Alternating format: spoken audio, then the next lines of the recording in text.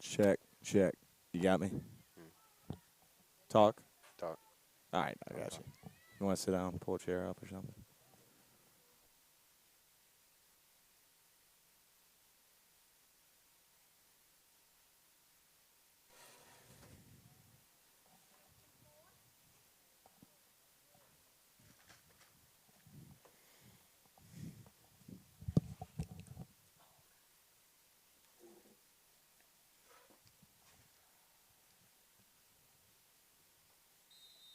You ready? Yeah. We good? Hello and welcome to beautiful Poplarville, Mississippi. We have a big doubleheader today ahead with the Southwestern Bears visiting Poplarville to take on our homestanding Wildcats. The women will get things started tonight as normal. The men will follow up at 7 o'clock. That should be a good one as well. Two undefeated teams coming in the South Division. As for this one, we've got two teams kind of looking to get some momentum moving forward as they continue into division play. The PRCC women head in with a 3-4 overall record. They are coming off of a 1-0 victory, however, as Skylar Spears has the ball in the corner, passing it off to Ziggy. Looks like it's deflected out for a PRCC corner kick. Southwest, however, enters the game 0-5. They've struggled really to get anything going on both sides of the ball. Their most recent outing was a 6-1 defeat at Gulf Coast. Kind of an interesting thing, Mark, with their schedule. Let's see, 4 of their first 5 games have actually been on the road, so kind of a tough start for them to the year. But before we get too deep into things, I wanted to say welcome to my assistant, partner in crime tonight, Mark Franklin. As always, Dylan Dunaway and Lane Bagley will be manning the cameras for us. As we get a corner in, that didn't take long at all, just 2 minutes in, Ziggy burying the corner kick from Sasheen Smith. That's just the kind of momentum Jack Bird wanted to start. They haven't had a lot of offensive firepower, but they needed that one to go ahead and get the momentum going in their way. That's something Coach Bird has really emphasized when I've talked to him. He wants to really take control of the game at the very beginning and establish their offensive position, and they just did a phenomenal job there, Patrick, forcing the ball on the opposing side and making a play.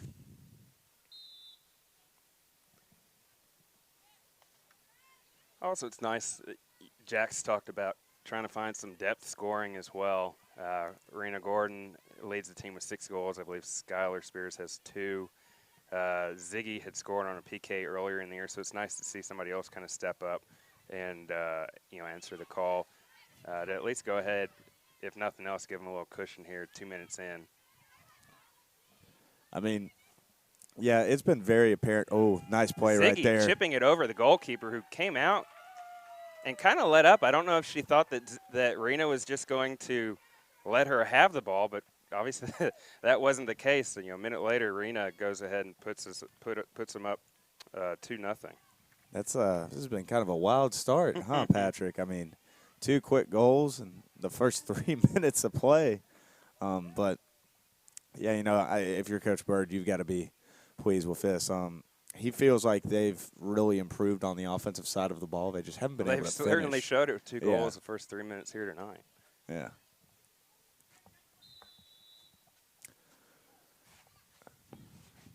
And that is something, too. I think this is the point of a season, where the Wildcats have really been able to see where they stand as a team. They know what they can and can't do. They know their strengths and their weaknesses. And, they know to play within their limitations and not try to force anything that's not there at this point. And I think you've seen that. I mean, I think they've played a lot better over the past couple games compared to where they were at the beginning of the season. And Coach Bird's really been pleased with that. On one, I was about to say they're back to full strength as much as they can be with Maddie Beats out for the season with an injury. But actually, Sarah Havens is missing her second game due to a red card received at the Jones College game 2 weeks ago. So they're not quite back to full strength. This arena goes in 3-0 already.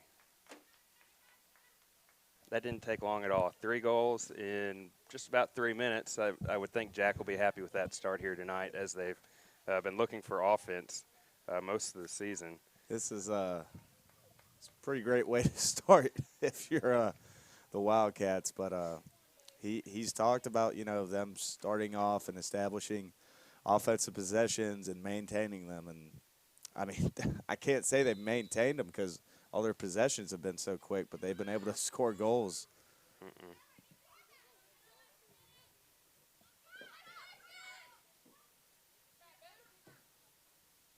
I feel like at this point, if you're Southwest, you're just trying to get something going. You don't have to force anything, but you certainly have just got to keep off of defense and try to force something here and try to get some points on the board. They're already down 3-0.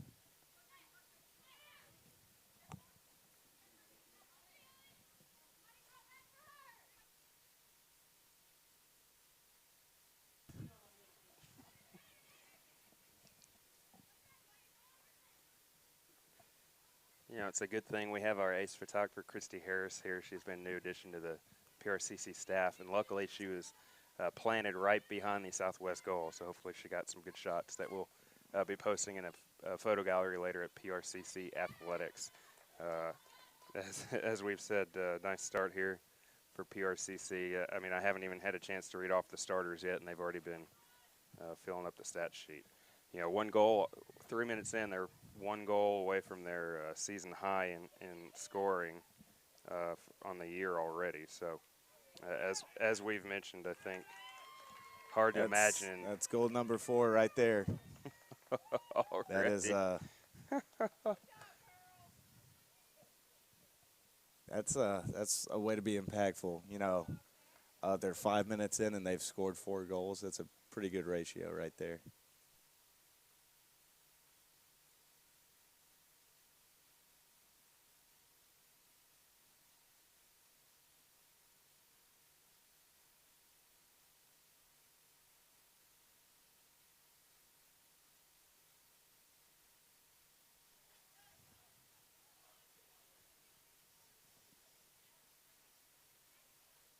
You know, Mark, I got to say, I think this is the quietest I've seen Jack so far this season in their first 7 matches.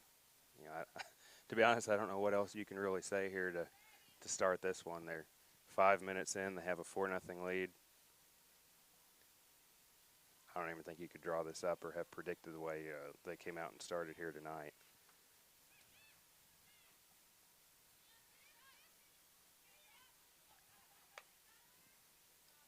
Southwest kind of dumping it in.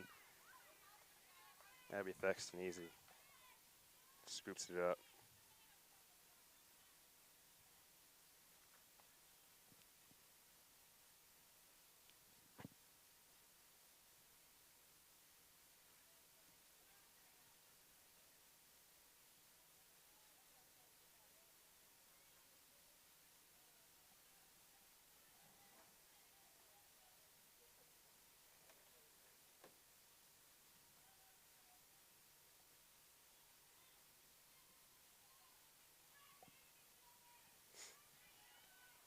Ziggy Aorta with the ball right just past midfield.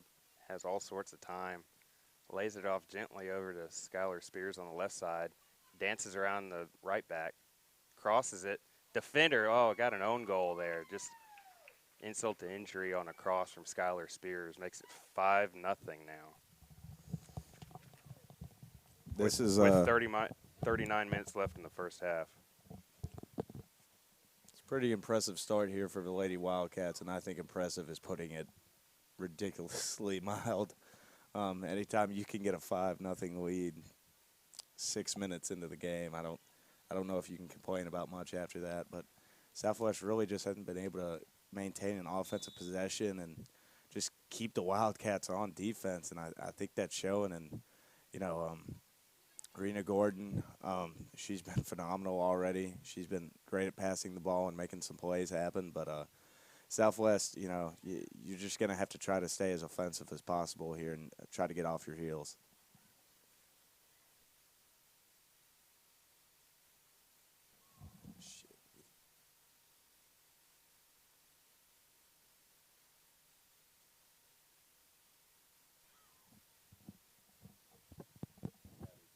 Abby can take her time here getting things started. Punts it out to midfield. Skylar Spears one-touches it.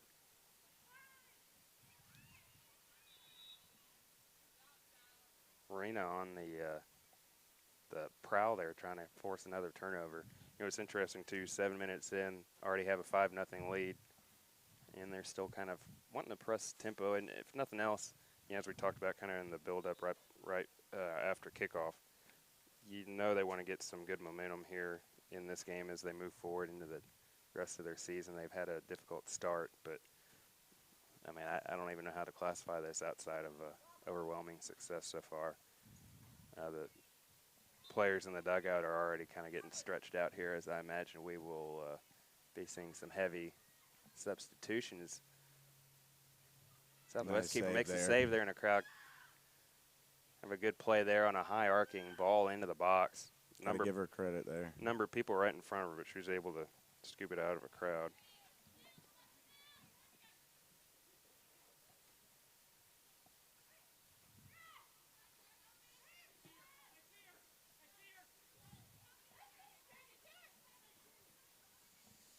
PRCC driving again, Patrick. They've been able to drive every possession. They really haven't been challenged from a defensive standpoint. And we'll already see some substitutions. 8 minutes in, let's see, 1, 2, 3. Got 5 new Wildcats coming into the game here. I'm gonna go ahead and try to mix it up a little bit. Obviously, this is a good opportunity to get plenty of folks playing time. Yeah, and I mean, obviously, that's an opportunity you always want. Anytime you can get some of the younger, inexperienced girls in there and get them some playing time, it helps. Without a doubt. If nothing else, just kind of see what you have off the bench.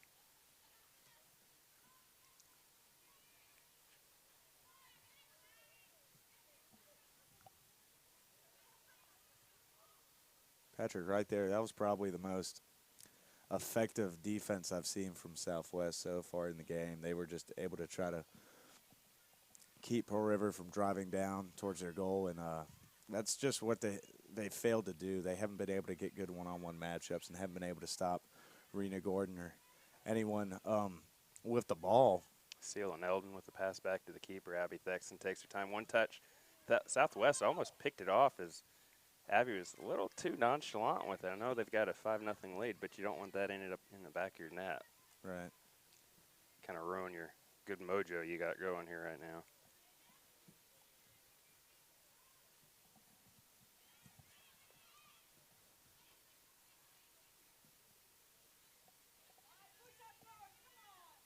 Nice header right there.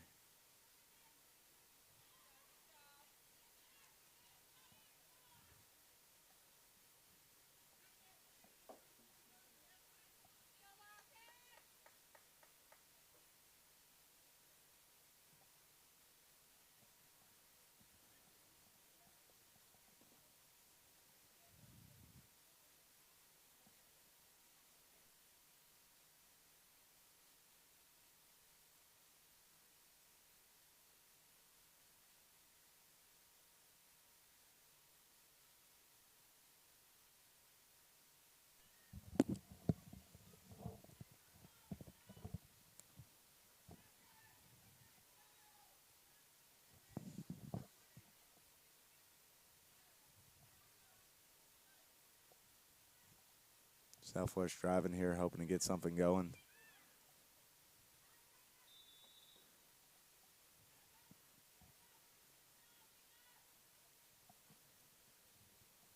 Referee will go ahead and slow things down, give PRCC a free kick here. As we're 34 minutes left in the first half, PRCC holding a commanding 5-0 lead. Decent start. I think Jack will be happy with this one. Yeah. And, I mean, Patrick, this is what he's preached all season so far, is that what he's wanted to see. He's wanted to see a lot more aggressiveness on the offensive side of the ball, and he's wanted the girls to be able to finish when they drive the ball down there. And for one reason or another, that there hasn't really been a game where they could get just string together explosive plays one after another and make those possessions count. And they've certainly done that so far with a little over 10 minutes in the game. Yeah, and I will add, even though they've obviously potted 5 goals early on, I don't know that you want to let up, because then, I think moving ahead into the next game, obviously, if the goal differential holds, if you let up, then what are you really proving? I think you want to at least keep pace as much as you can with your starters and see if they can at least keep the momentum going here moving forward. Yeah, and this is, I mean, you mentioned this earlier, Patrick. This is really one of the first games the ladies have had where they're not fully healthy, but a majority of the team is healthy. Obviously, they've lost players for the entire season, but just Jack even said he was like, this is probably the healthiest we've been all year, and just to have them on the field together and get them meshed together and be able to play an extended period of time, that obviously helps. You never want to miss an opportunity like that.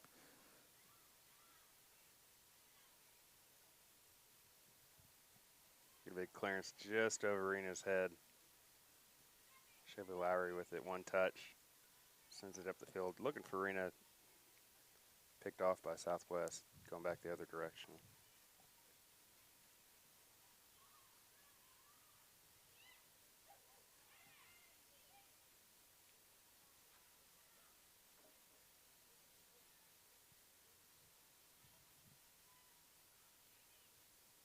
At this point, if you're Southwest, you just got to be happy that, you're able to keep the ball away from Pearl River. And as I say that, of course, PRCC comes up with a steal. There's Brittany Thompson with it. One touch over to Cameron McLaurin. We've talked about Brittany Thompson quite a bit. She might be the smallest player on the field, but you wouldn't know by the way she plays. She kind of has a little bit of a mean streak in her, which I think the coaches definitely like from that position. It's kind of in some ways, that position sometimes almost like a safety in football, where it's kind of see ball, get ball, or see ball carrier, and go in for the attack. As Arena goes right around the Southwest defender, she goes in on goal. Defender gets a hand on her, throws off the kick just a little bit. She pushes it wide left. Not sure if there was some contact there, but It looked like there was. it's like Southwest would end up here with the goal kick.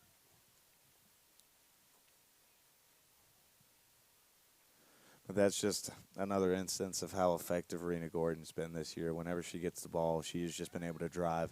And Coach Bird has even told me, in terms of what she does for them as a team, she changes the way backlines play. And, they have to adjust for her. And I think the one criticism he had is just that he wants her to, follow up with those awesome drives and just be able to put points on the board. As PRCC here earns a free kick about 15 minutes into this match. First game of the doubleheader, again, as we mentioned earlier off the top. The undefeated men, will play, scheduled to start at 7, but they'll end up starting about 20 minutes after the conclusion of this one. Grace Sanders in the box, just clears the crossbar. A little too high. That would have been an interesting one there from just over the halfway point. Looks like Shelby Harrington's entering the game now.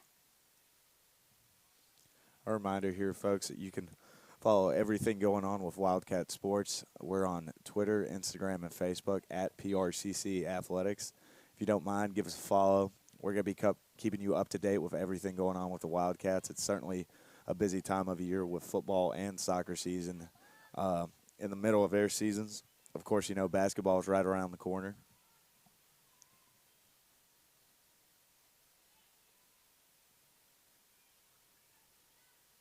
Nice header right there to keep it in bounds. Good play.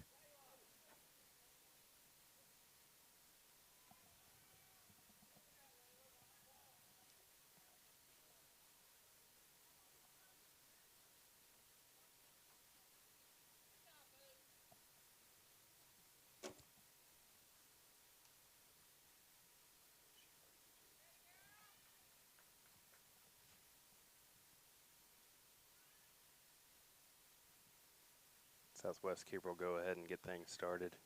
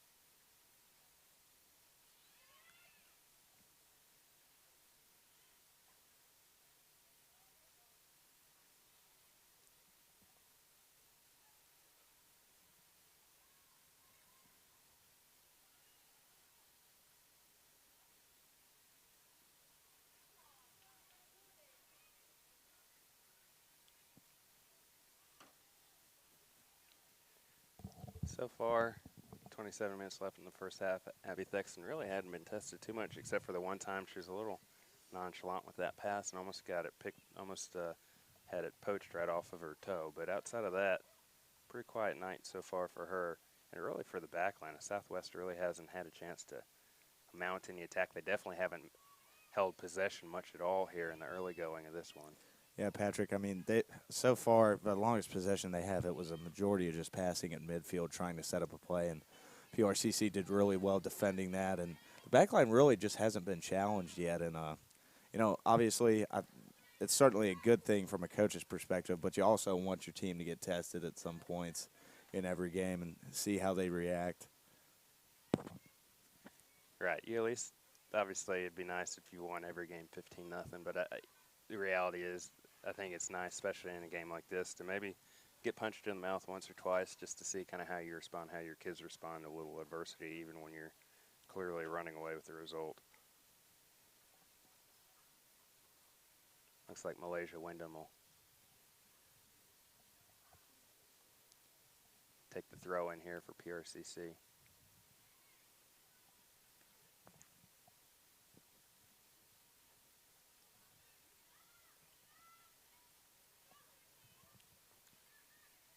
Good footwork right there.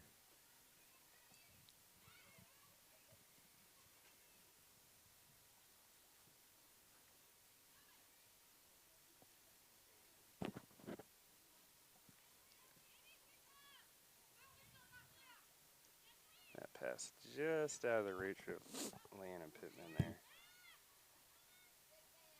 Cameron McLaurin trying to win the ball back from Southwest.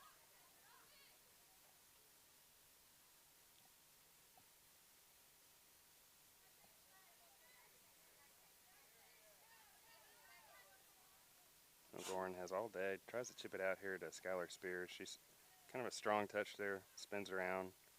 Leanna Pittman now with it back to Shelby Lowry. Didn't quite have enough on that to get out to Cameron McLaurin. You know, but what we were talking about just a second ago is kind of what we're seeing right now. Obviously, they had that avalanche of goals in the first 6 minutes. And outside of maybe one attack on goal, I don't know that they've had any other kind of strong chances to break in. I mean, PRCC from the get-go, they just attacked, and Southwest, I don't know if it was they weren't communicating correctly or just, PRCC had a lot of great one-on-one matchups that they were just able to drive deep and, they were able to finish. And, that's the difference in winning and losing games is, you can drive all you want, but if you're not able to finish and put those points up, it's not going to matter. It's always nice when you can outscore the other team, huh? Yeah. That's a nice John Madden reference right there. You can call me the John Madden of JUCO soccer. For those who follow our Twitter account, be ready to be bombarded with goal updates. To be honest, I can't say I was expecting the the amount of goals this early in the match. In case you're tuning in, yes, you're reading the score correctly. PRCC already has a 5-0 lead. They scored pretty much all the goals in the first 6 minutes of this one. Ziggy Aorder got things going. Grena Gordon's found the net a couple times, and then the Wildcats got lucky, or I guess you could probably more accurately say Southwest got unlucky as one of the defenders netted a goal off of a Skylar Spears cross. That'll go in the scorebook as an own goal. Just some tremendous offensive play from the Wildcats in the game so far. And, I mean, you mentioned it about 2 or 3 minutes ago, Patrick. You want to say their defense is playing good, but they just haven't been tested yet, other than that one drive that Abby kind of I don't know if she wasn't communicating or she just wasn't aware of what was going on in the play. But, like I said, backline hasn't really been tested. And the only major possession that Southwest has had, they basically just were able to only pass it around in the midfield and try to set something up. But props to PRCC for shutting that down. You got to give them credit too. They've been on fire so far, a little bit over 20 minutes into the game. Well, Southwest trying to at least slow the attack a little bit here, has swapped out, kind of had a couple changes here in goal just to at least throw things off a little bit. I mean, it's, as you can imagine, couldn't be a more difficult start for them out of the gate on this one.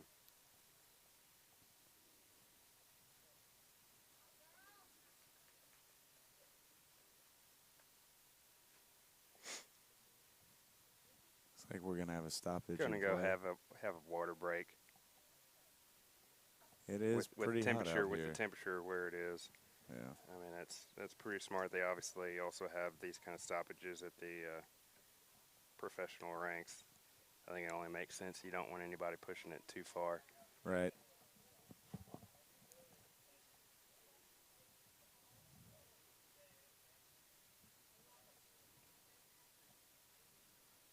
Just a reminder here, folks, that your PRCC Wildcat football team is taking on the East Central Warriors tomorrow night at Dobie Holden Stadium. Kickoff's at 6 p.m. The Wildcats currently are in South Division play, standing at 0-3. East Central is standing at 2-1. It should be a very exciting game. Two very explosive offenses, two very good running backs on both sides of the ball as well. So, starts at 1. Hope to see you guys there.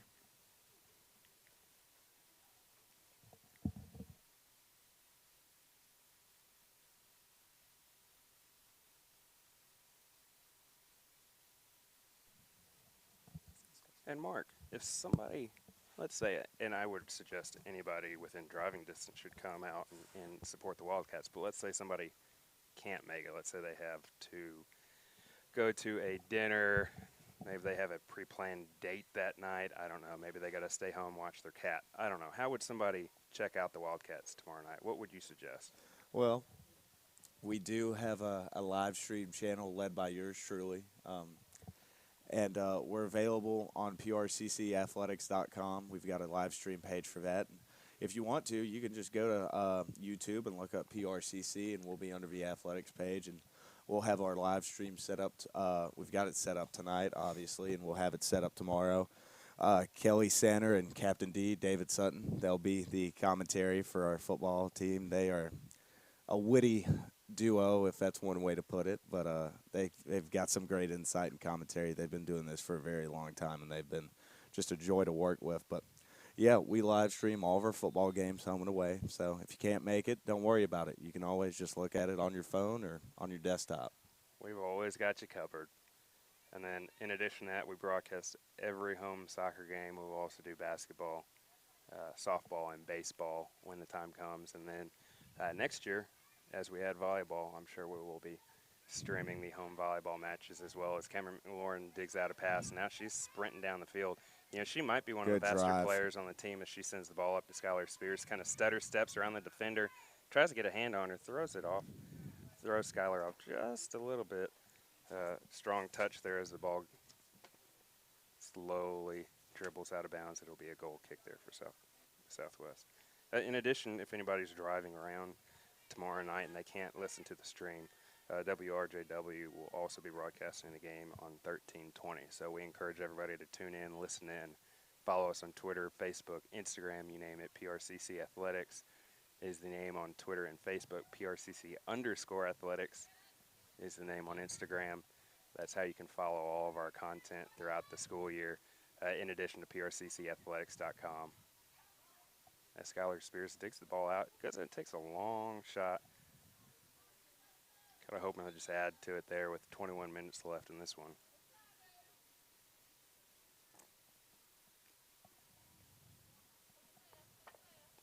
And I think that's something that, you know, Coach Bird probably wants to see is just his players that are getting in, you know, even though they're up 5-0, he doesn't want to see them slow down. He wants the pace to keep because, you know, they haven't had many opportunities where they're able to get up at this point and really carry a game. And anytime you can keep the energy going and the momentum going, you got to take it.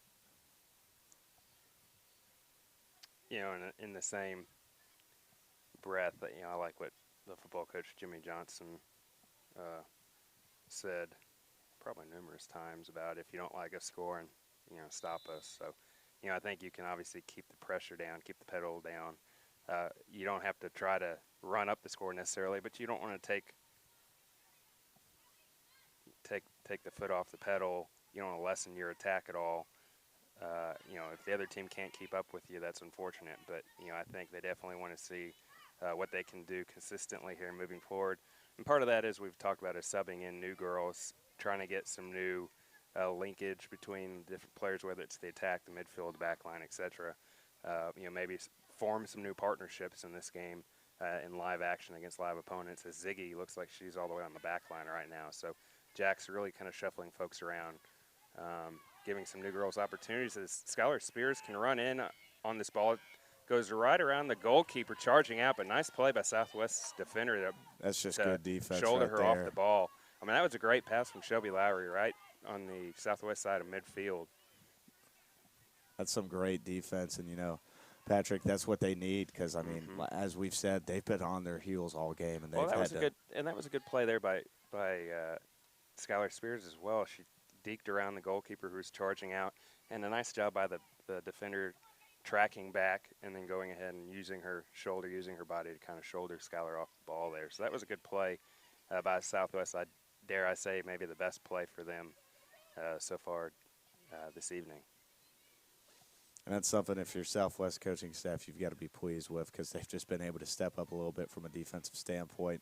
And, you know, they've started to maintain possession of the ball a little bit more, haven't really been able to drive it to the extent that they've wanted to, I'm sure. But as PRC's driving here right now in the corner.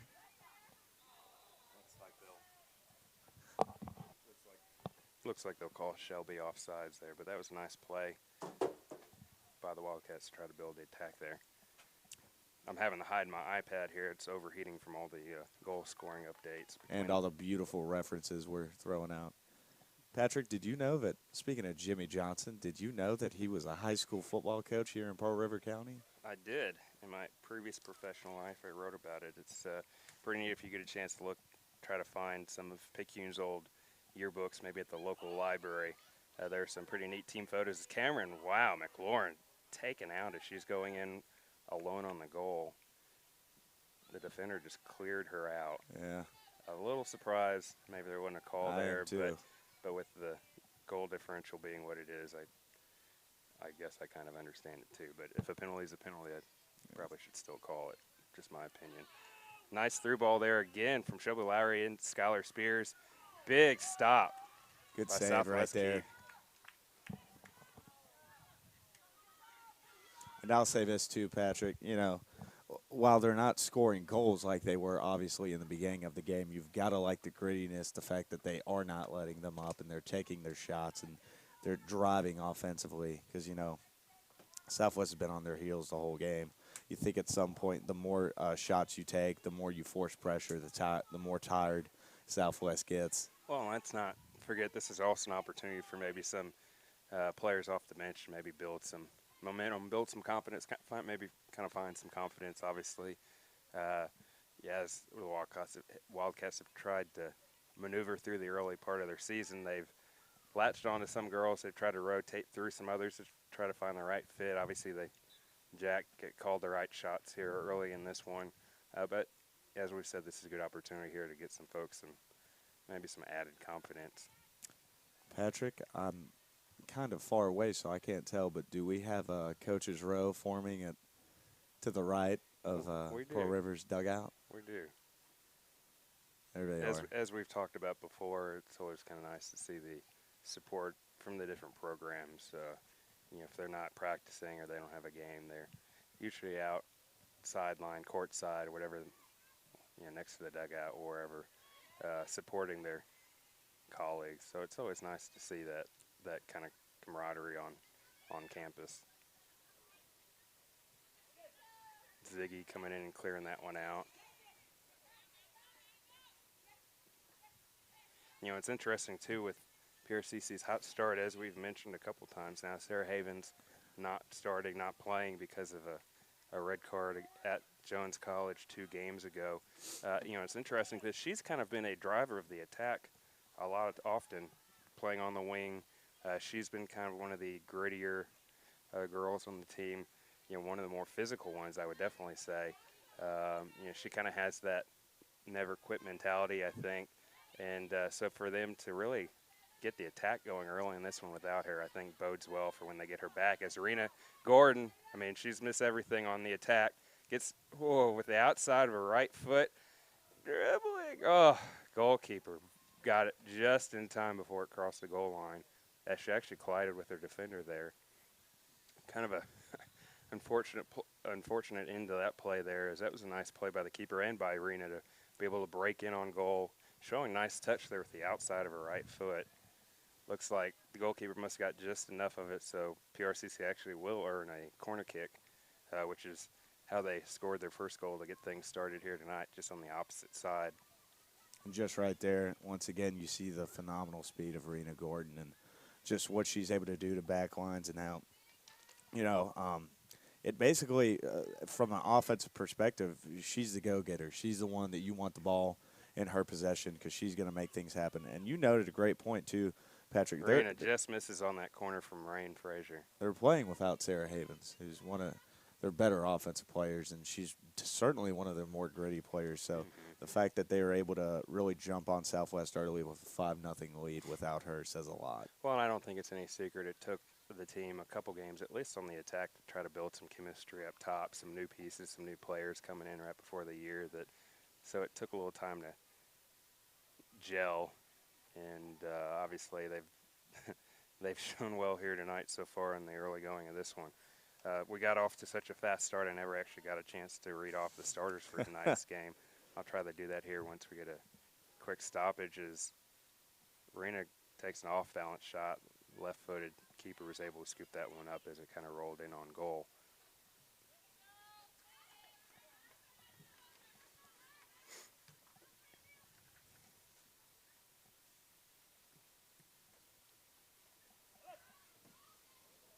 Trying to find Arena again, kind of back to goal, spins off the defender. She's got some space, got two defenders, passes it off actually. Ooh. Defender cleared her out. Referee can't ignore that one. Yeah. That was a physical play there. Kaylee Smith on the receiving end of that one. That may just be frustration right there. I'm sure that probably has something to do with it.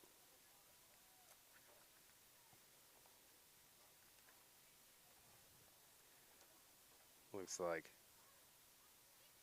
waiting, but it looks like Kaylee Smith will be able to take her own shot after earning the PK.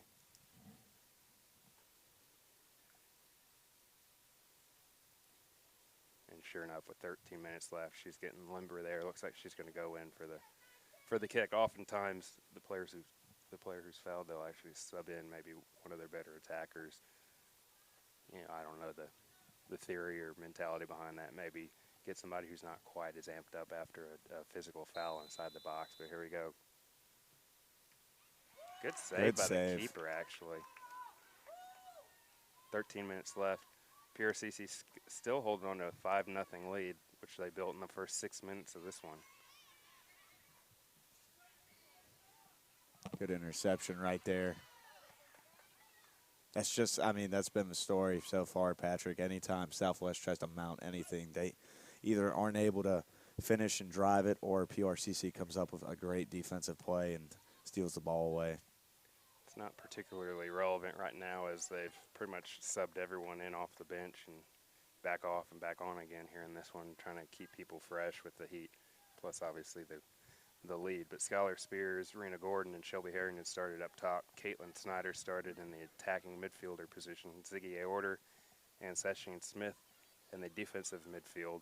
And then Brittany Thompson, Grace Sanders, Peyton Roundsville, and Sela Neldon on the back line with Abby Thexton in goal. Looks like Sasheen on the free kick into the box. Well defended by Southwest. 50-50 ball here, trying to mount good drive. The attack. Can't quite keep up the pace, it looked like, with the counter. Ooh, just missed over the bar. Keeper came out a little bit. Defender at least was shouldering her as much as she could.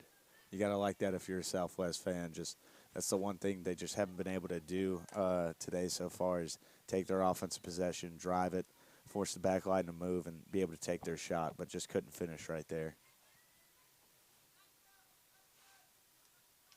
I do think it may be sort of a relief to her coaching staff. Abby's had to be a little bit more active in the latter part of the first half because in that, first part of the first half, she really didn't even have to do anything. She was just kind of back there hanging out.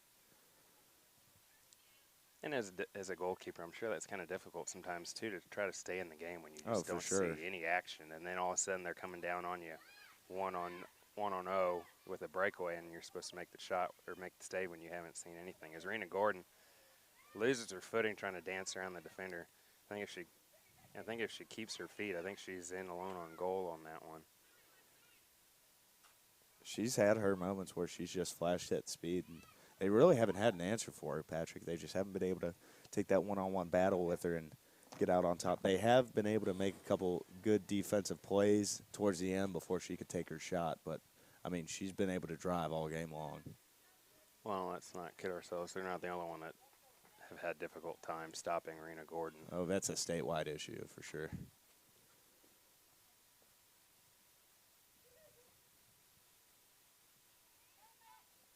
Ziggy with it, kind of take her time, no imminent threat. KK tried to one-touch it up to Rena, but she missed. Somehow still got to Rena. She'll go ahead and just chip it through. Got Cameron McLaurin coming down on the left side. One defender to beat, slows it up. Kind of sends a prayer of a pass of a cross. Rena somehow gets to it, gets back to her. KK Snyder with it, back to goal, turns, finds Cameron. Turns the defender inside out, still battling for it in the corner. Southwest tries to clear it out, now Amber Smith with it.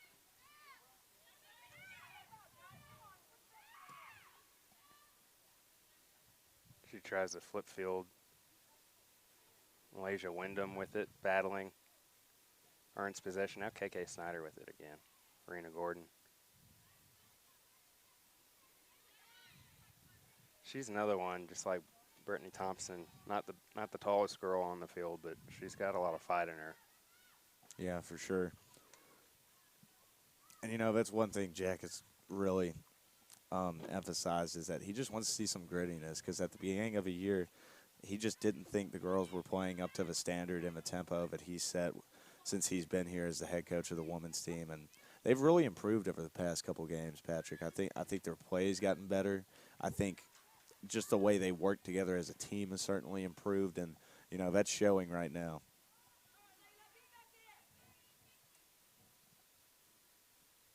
Again, not that's particularly relevant at this point as substitutions have been made. Ooh, KK from way outside, just misses trying to pick that top corner.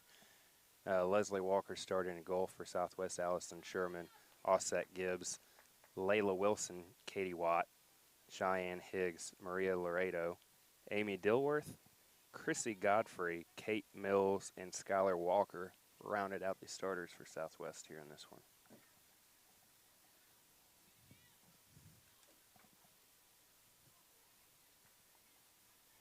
And, Patrick, I've got to ask, going into halftime here in about a little bit under 8 minutes, if your Coach Bird is the focal point for the second half, are you just going to substitute as much as you can, or are you going to try to keep your starters in and build on that lead? I think probably come out in the second half. I wouldn't be surprised maybe to see the starters come back out, try to get a little bit more of that mojo going, and pretty quickly again, in part because of the heat, because of the temperature and whatnot. I wouldn't be surprised to see subs pretty quickly after that. That's just me. We'll see. It is nice to see that there haven't been any. Well, it appears that there haven't been anyone cramping out there. It's very hot today, very humid. I mean, we're just sitting here commentating the game, and we're sweating up a mess. I can only imagine how hard it is for those poor girls out there playing a sport.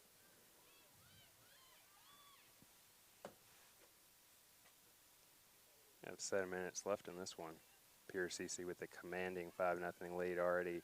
A season high in goals scored for the Lady Wildcats. Might take this opportunity to recap how we've gotten here, Mark. It's been an eventful first half, and that's putting it a little lightly. Well, and I just meant on the season. So PRCC with a little bad luck, a little difficulty out of the gate, falling the ICC and at Holmes. Ended up picking up their first win against East Central. go to Gulf Coast rather. Difficult 3-1 loss. Picked up their second win of the season against Meridian at home here in a 4-1 victory. I think last Tuesday actually might have been somewhat of a turning point for the team. Jack Bird definitely thought so after the game. Not one to really tout moral victories. But with that being said, to go on the road at Jones College, formerly JC, now Jones College for those wondering, and to fall 2-1 and really have a handful of chances where they could have come away with a multi-goal lead in that one. I think that might have been a turning point there for his kids. He saw some fight, especially after Sarah Havens got a red card. The team still fought, and really at the end of the game, Jones College coaches were just hoping that the defenders would just clear the ball out because PRCC was on the attack looking for that equalizer late in that one. Then last Sunday, go on the road and with heat probably similar to this, if not hotter, pick up another 1-0 win at East Central to sweep the season series against them. This game was actually rescheduled because of Tropical Storm Gordon. That's why we're playing it tonight. The rematch will be October 6th at Southwest, if anybody's wondering out there. And as far as the girls' competition is concerned, PRCC women actually swept last year. They beat Southwest 2-1 and 3-0 as the Lady Wildcats here set up for another corner kick. Looks like Sasheen Smith will take this one.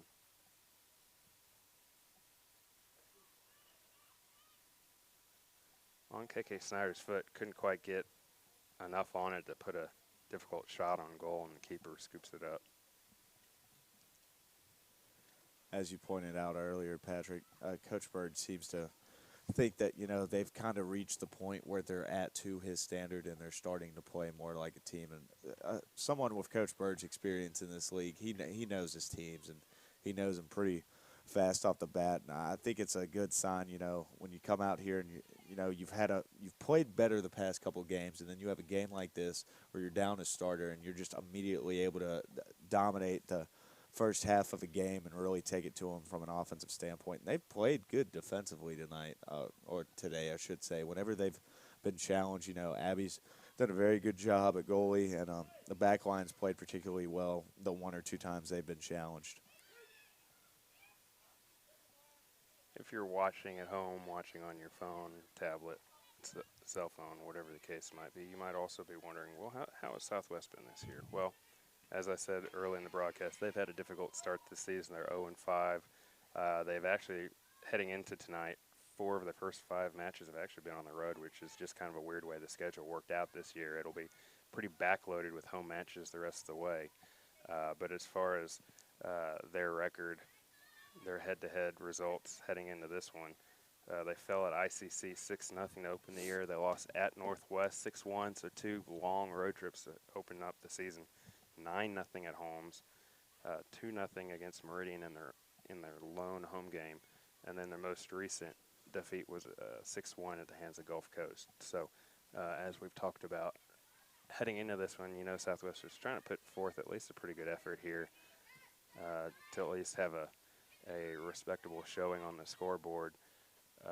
PRCC put a dent in that with 5 goals in the first 6 minutes. But as we've talked about a couple times, seriously, I think they played a lot better after that first 6 minutes. They've limited PRCC's chances. The goalkeeper has come up a couple times with some big saves to really keep PRCC off the scoreboard, keep them away from just kind of piling on at that point, to be honest. Yeah, for sure. Southwest, they've really picked up the play since those first 6 minutes. Defensively, they've been a little bit more efficient. They've given up some ground, but, towards the end when shots are about to be attempted, they've really turned it up and have been able to stop the offensive drive from the Wildcats. And, they've had, I think it was a couple possessions ago, they had a decent drive and they had a chance at a goal. They just weren't able to finish. So I'm sure for the coaches, they'll go to the drawing board in halftime and they'll try to draw something up and try to test the Wildcats from a defensive standpoint.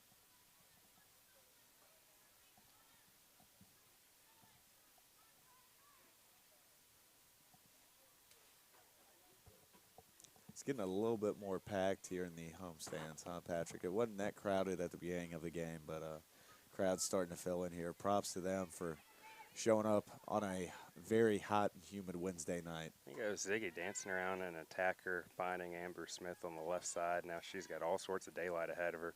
Dishes off to Cameron McLaurin, who had plenty of space before. Southwest defender actually came in and closed the gap pretty quickly. In the final minute here of the first half with PRCC women leading 5-0. Ziggy easily wins a 50-50 ball, spins, passes back to Abby. She'll send it out to Rain, on to Malaysia.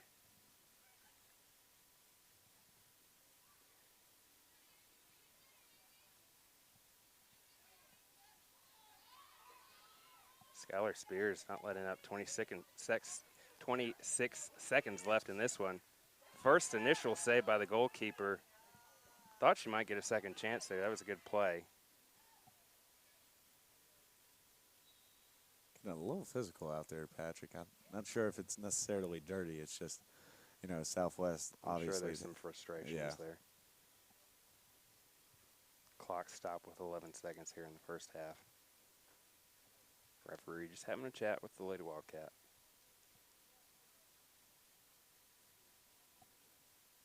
Assistant coach Tom Crean, very vocal right there. That's really the first time we've had to hear any of the coaches from the Wildcat side. So, they've certainly got to be pleased with the way the Lady Wildcats played in the first half.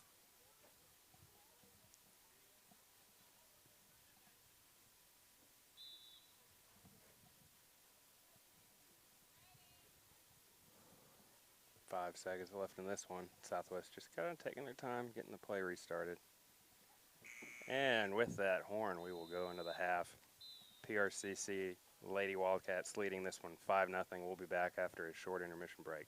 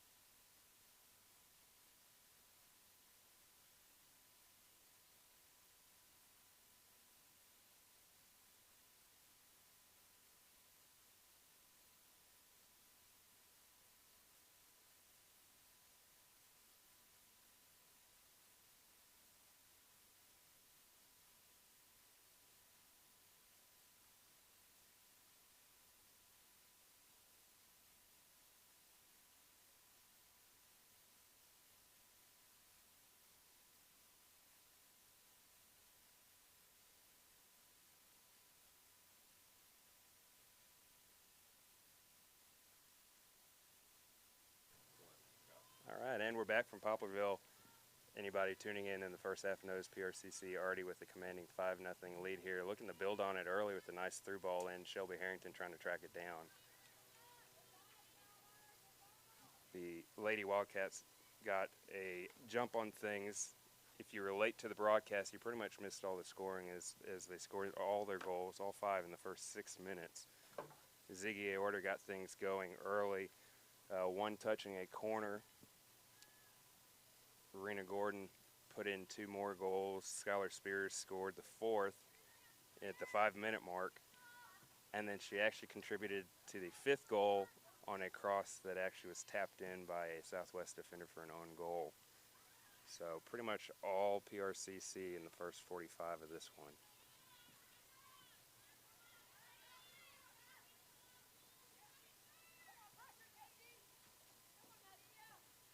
Celia Eldon with the ball, trying to get around the attack. She does a good job. Now she's got plenty of space. Kind of a strong touch there, physical play.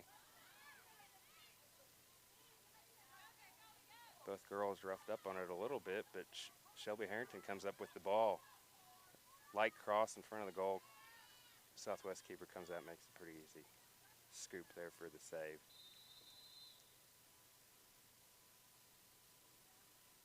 The collision happened right in front of us. I couldn't quite tell, however, if maybe a hand got up in the face of the Southwest player or what, but both players were on the ground for a second. The referee's coming over to check on her, make sure she's okay here in the early goings here of the second half. 43 minutes left in this one.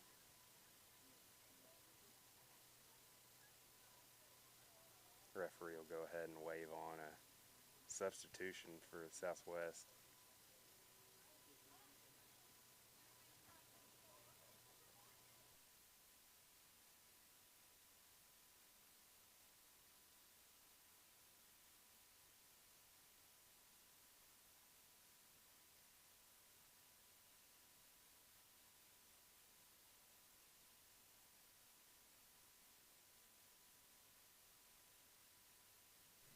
Both trainers are out on the field now trying to help. The Southwest numbers are hard to read, red on dark blue.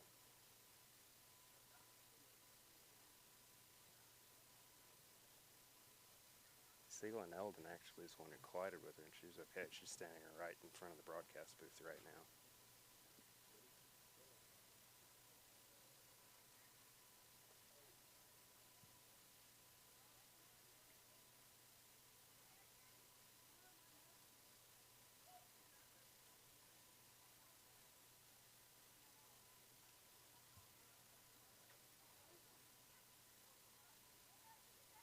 Players on both teams are actually chatting, trying to figure out what exactly happened there. I think everybody's a little confused. Southwest will go ahead and put the ball back in play. Short pass, Rena Gordon almost had a chance to pick off. Pass back to the keeper. She's been active in this one. She's been in the goal box pretty much the whole game here, wreaking havoc on the Southwest back line.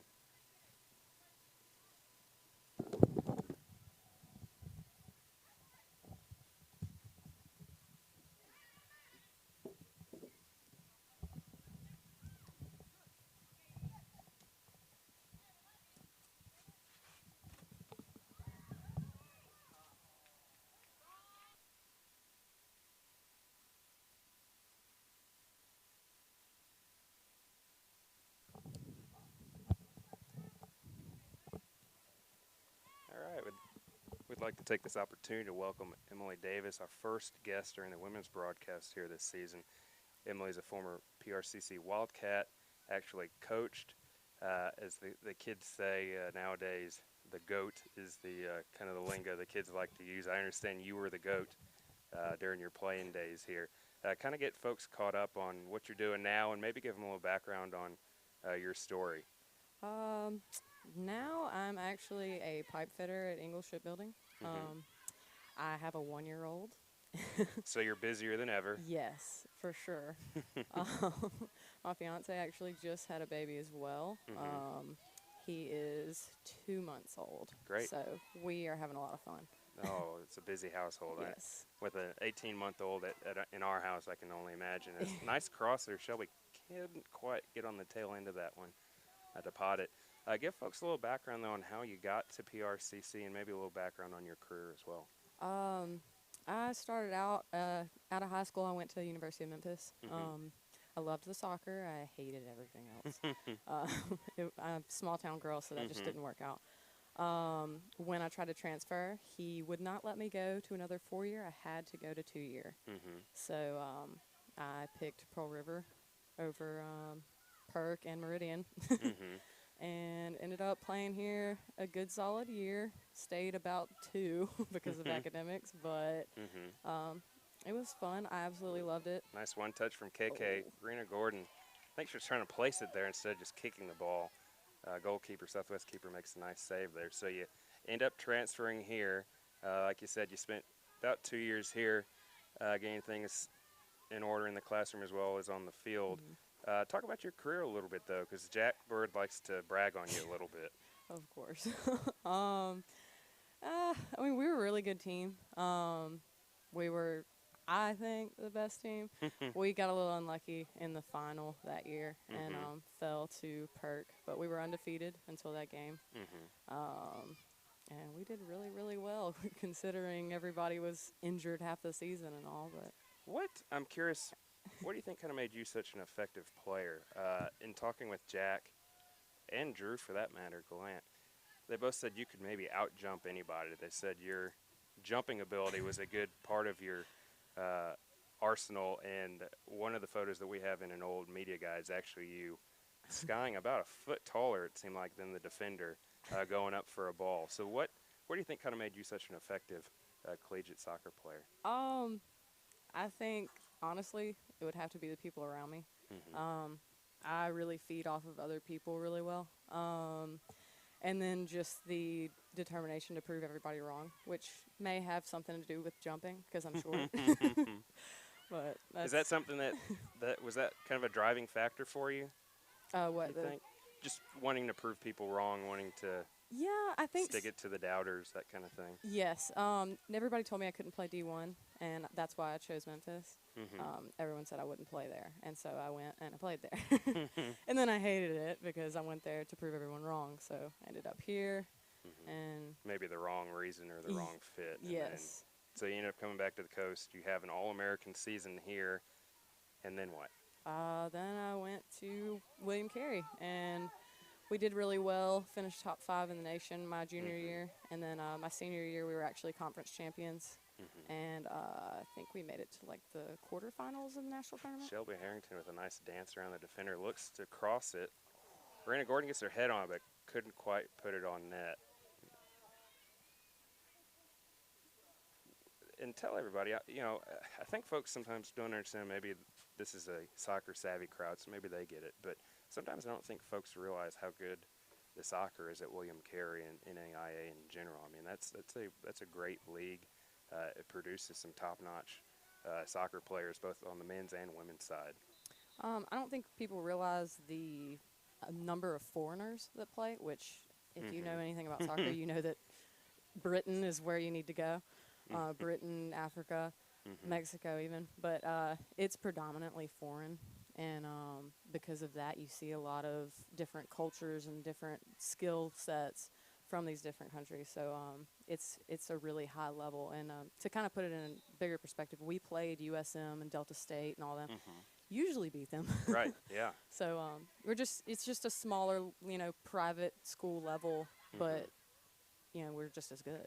Well, and I think maybe part of it is maybe some of the roster parameters allow the NAIA level maybe to get some players that you wouldn't, like you said, maybe aren't able to get to the Southern Miss schools. Nice through ball there from KK to Shelby Harrington. Breaking in down on the right side. Calls her own number, just misses the top right corner there to try to extend things to 6-0. 37 minutes left in this one with PRCC holding a commanding 5-0. It's pretty much been all PRCC all the time. And then after you're done playing, I understand you at least coached for a little bit, kind of scratch another interest, huh? I couldn't leave Pearl River. From the moment I went to Cary, really, I was always helping out, coming back down here with the summer camps and everything else. Anything I could do to be here, I was here. But I coached the 2014 season, and I coached to about the middle of the 2015 season, but I had to quit because of school. Sure. But I ended up, that's when I went down to the coast and finished my degree and then started working in the shipyard. I'm curious, what do you hope maybe the players learned as Shelby Harrington tries to dance around the back line here? What do you hope your players maybe learned from you during your time on the staff? I think my biggest thing for them was they always wanted to be treated like a four-year player. And for me, any of them could have been four-year players. And I just wanted them to take away that they're just as good as any player, regardless of what level you play at. Try to build that confidence at least. And I'm curious as well, if you could speak maybe to the brand of soccer in our league. You know, I think folks maybe don't understand sometimes how many good soccer players will also come through our league, just in the sense that, like you said, you get, now it's limited, but you can have a handful of international students or out-of-state students as well. But especially down here on the coast, there's a lot of good players that come from here and go on to the next level as well. Yeah, we had, I think we were allowed 2 international players when I played. When I coached, we didn't have any, and now they have 4. Right. So it's like, golly. But, like, still the local players you get, they're still quality. It seems also like if you look at the different rosters, you know, Southwest tries to come down and load up on Coast kids as well. Gulf Coast obviously does the same thing. But, you know, the brand of soccer, you know, I think just the fact that I think the Coast takes soccer seriously. I don't know if it's just the population down here, you know, obviously the weather is conducive to playing soccer pretty much year-round as Skylar Spears tries to take it around the left side, stops. We'll see if she'll call her own number, takes a couple steps, shot, just to the left of the goal. But the Coast takes soccer seriously, and I think that obviously helps, and it shows up at the different levels. Going back to your prep days at Resurrection and moving forward, I mean, what do you kind of remember about calling back to those days, and maybe why did you pick soccer? Obviously you could play basketball, you could play any other sports. Why did you end up picking soccer? Well, out of school like Resurrection, I actually did play basketball, cross country, softball, every sport. You had to if we wanted a team. Right. And soccer was just the one that I liked the most and the one I felt like I was best at. So that's what I stuck with. Was there any family connection, I'm curious? Was it just you played everything and that's the one you thought you were the best at? You had maybe the best chance to move on to the next level? Yeah, I was one of 5, and we all played like every sport. So it was just kind of like, all right, everybody's got to pick their favorite at some point. Yeah. But I mean, my little brother actually played at Southwest under Drew Glant. So I mean, we've got a little bit of a deal there, but I was pretty much the first one to go on in my family. I'm curious, you've obviously been watching this one as much as you can with a little one over there on the sideline, but what are your thoughts of this one, obviously, with just about 33 minutes left? I think we pretty much got it in the bag. I don't want to speak too early because that can change. Yeah. But, I mean, I've seen some pretty good stuff. Nice play there by Sela. They're using the width of the field really well, which is something we always struggled with as a player and as a coach. But I think they're doing really well right now. What do you think? Obviously, you've been in the locker room quite a bit with Jack's teams in the past. What do you think his message maybe was to the girls at halftime? Do you think he was patting them on the back a little bit, or do you think he was still trying to motivate them, saying, hey, there's more left out there, there's more in the tank? I think he was definitely not patting them on the back. I think he was probably telling them that just because this is a quote-unquote easier team does not mean that we have to play down to that level. I think that he was probably telling them that they need to play their level through and through regardless of the score. And I'm curious, you've been in these, I'm sure you've been in blowouts similarly. Can you build off of a game like this moving forward, or do you think sometimes it's maybe even like counterproductive because maybe you get overly confident? Like, how do you, for the next game moving forward, I mean, how do you kind of view where PRCC is? Do you think they can build on this, or do you think they have to be careful not to be overly reliant on the first 6 minutes of this one? That's tricky because, honestly, I'll wait till the... As Grace Sanders puts the free kick in on goal, just misses over the crossbar. I think she thought she could have placed it a little bit better. She put her hands up on her face after that one, but go ahead. I think games like these, it can really go either way. They can be overly confident or or it could be just the confidence boost that they need at the time. And I think right now I've kind of looked at the schedule a little bit, seen the past games and stuff. I think this is what they need. It's a improvement game. They need to work on their weaknesses and then move on from here and be like, okay, positives, 1-0, let's go. And, I think this is also a good test just since now it's equal for both teams. But being as hot as it is and muggy, I mean, I'm just calling the game over here, and I'm just drenched. I mean, I can't imagine them trying to run the full length of the field for 90 minutes. Yeah. I mean, it's pretty insane. But the fact that they're able to, and it looks like they've pretty much. I'm looking around the field right now. He was heavy on his subs late in the first half, but really, second half, we got 31 minutes left in this one, so about 15 minutes have passed, and it looks like pretty much it's all the starters. So he's kind of letting his starters kind of roll here. How difficult is it to kind of play in this kind of weather as Sasheen Smith stands over the ball for a corner kick here? It's definitely not fun. It's a challenge. But I think with what I was getting to, maybe clumsily, is that if you can play well in this weather tonight, you can probably play in next to anything. I mean, as hot as it was, not a cloud in the sky, so no cover at all. Obviously, they had a weather break or a water break, whatever you want to call it, midway through the first half, just really for a safety reason. I would think if you can play well in this like they did and you can start as well as you did, you can hopefully carry that over as well. Yeah, I think with the water breaks is more the referees. I know Bird probably would be like, we don't need it. We don't need it.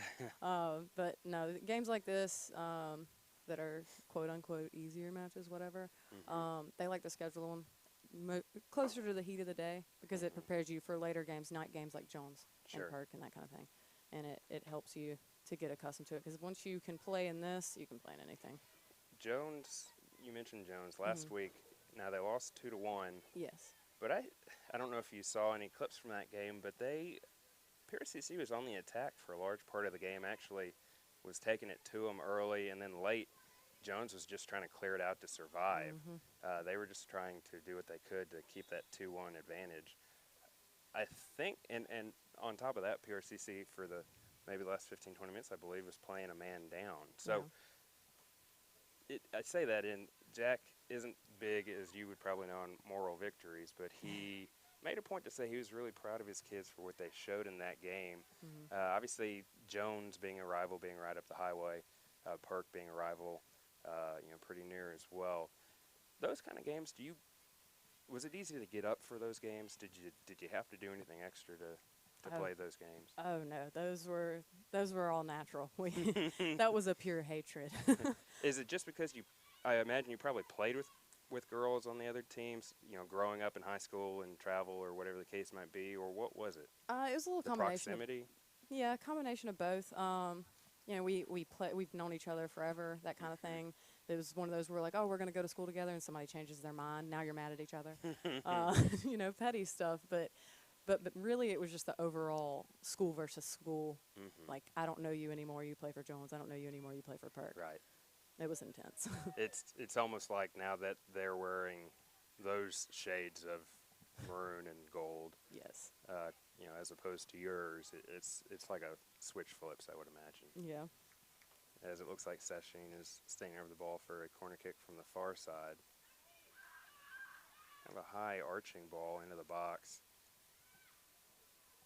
Wildcats weren't able to do anything with it as it kind of just lingers back into the corner there.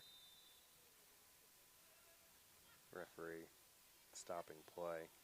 Emily, anything else before we let you go? I'll go ahead and sub you out. I know you joked that Jack kind of put you on the spot to try to get you on the broadcast, but obviously we appreciate having your experience and expertise on the broadcast. I'm sure there are some former teammates, maybe players of yours listening, friends, family, those kind of things. Anything else before we let you go here? I don't think so. I guess I just thank you for having me on. All right. Well, we appreciate it. We'll make sure to have you on the next time you're at a PRCC game. We'll make this a routine. How's that? All right. I'm going to hide. All right. Well, that's it from Emily Davis. As we said earlier in the broadcast, one of the best players to ever come through PRCC, men or women, All-American, you name it. She earned it while she was here in Poplarville. I know Jack Bird speaks highly of her both as a player and as a coach. One of those players that I joked with her a little bit about being the GOAT, which is kind of the slang the kids like to use now about the greatest of all time. But quite literally, she was probably the best Lady Wildcat to come through the program, which was started in 1999, has 5 state championships. Southwest still with possession here.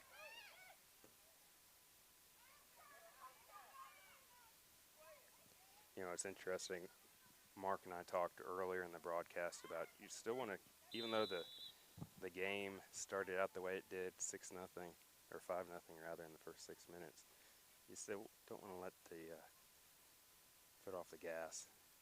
You still want to take it to the attack, and I think the Wildcats have done that. I think Southwest goalkeepers come up, made some really big saves. To be honest, on some pretty good point blank chances.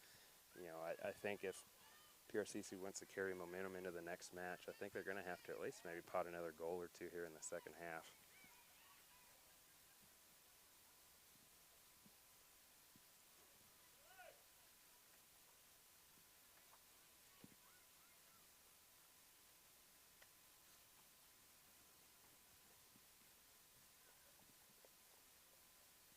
Everyone listening saying, okay, well, when is the next game? Well, September 25th, we'll host Holmes, one of the best teams in the country, definitely in the league, so another tough test. And then they have a home streak where they'll play Hines and Gulf Coast on September 28th and October 2nd as Southwest keeper comes out and makes a nice scoop to stop any potential of a goal. But now there's kind of a lazy pass there back. Rena Gordon jumps on it. And there's another goal. Placed it in the left, just side of the left post. That's good enough for a hat trick for Miss Gordon. And I believe that's the team's first hat trick on the year. So nice way to kind of punctuate this one.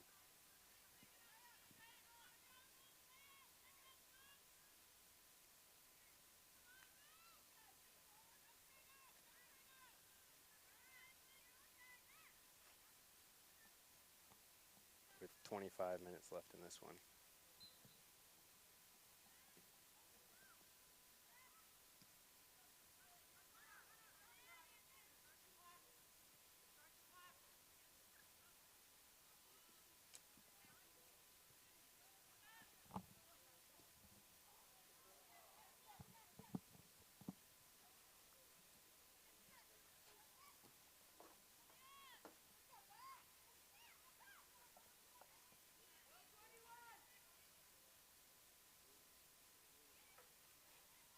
Ziggy with the ball, sends it up the field.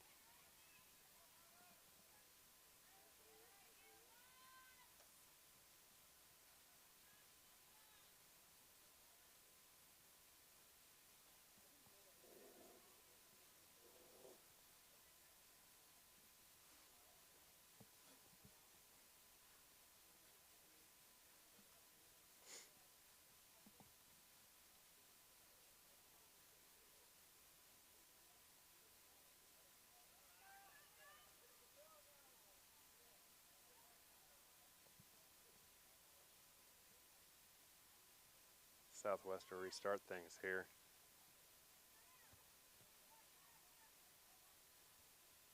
Brittany Thompson with the ball on the far side. Slows, turns. KK Snyder now with it. Rena Gordon's trying to get back on side, so there wasn't the connection there on the attack.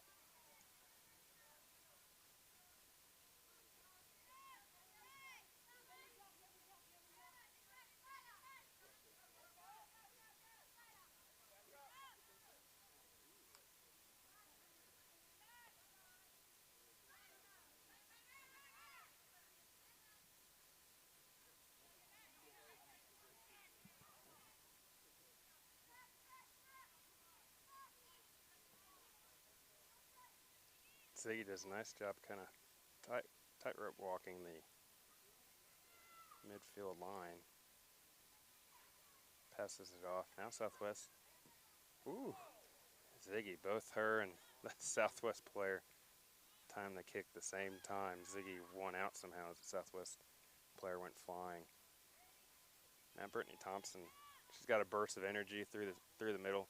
trying to find Gordon. Nice defensive play there by the Southwest back line, however, to pick it off.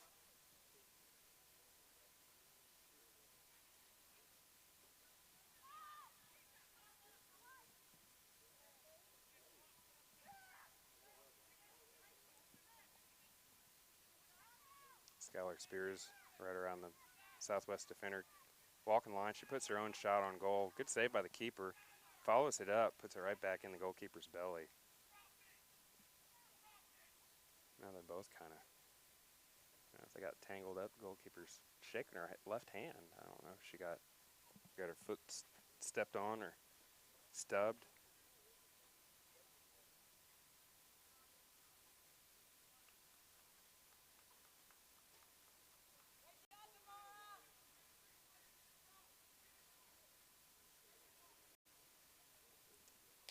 Nothing lead. I'm sure the broadcast is picking up that Jack Bird's still doing a good job coaching. As we talked about a little bit in the first half, still pushing, still wanting to see more. It's one of those never satisfied kind of things, especially the way this early part of the season's gone. It's almost like you're venting your frustrations in this one. Skylar Spears, good opportunity there, beats one defender. Second one comes over, kind of cleans up the ball in the corner, but Skylar Spears wins it back. Now she's in another battle. She wasn't quite as physical there. She was just trying to box the girl in.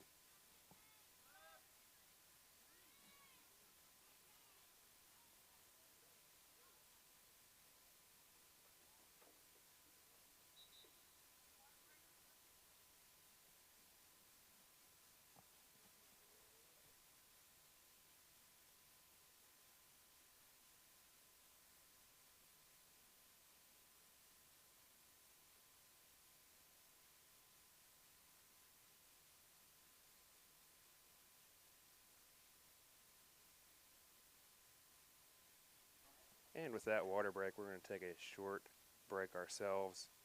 We'll be right back after this break.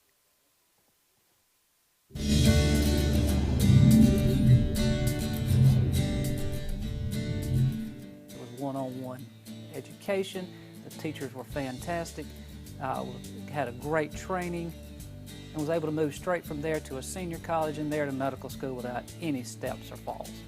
I tell my patients there's no better education than they could get anywhere than at Pearl River Community College. I was on the string of pearls. I had several friends that I made lifelong throughout the 2 years that I was there.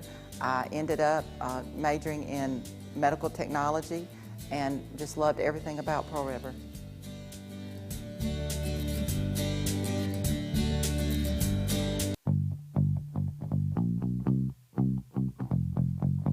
Choose a college. Go online. Apply for college. Go to class. Keep fit. Go skydiving. Scratch that. Meet new friends. Grab a power lunch. Take a break. Study, study, study. Sleep. Wake up. Take a test. Graduate. Get a job.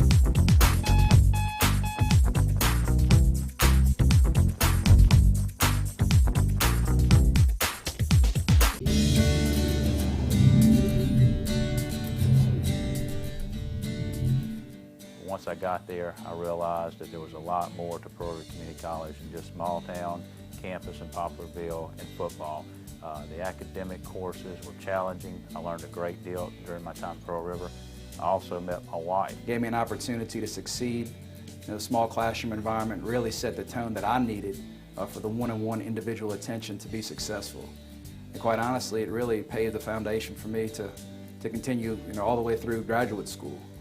I felt this is exactly what I needed, and Pearl River gave me exactly what I needed to succeed.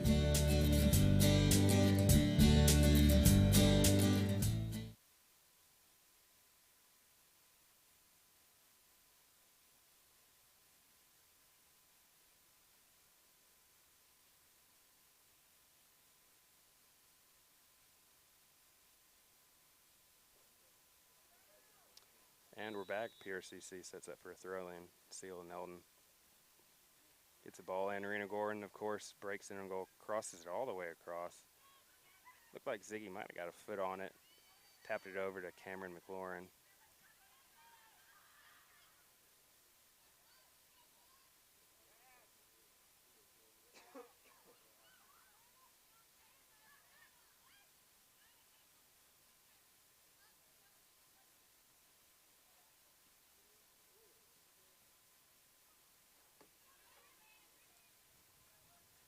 20 minutes left in this one. PRCC holding a commanding 6-0 advantage here.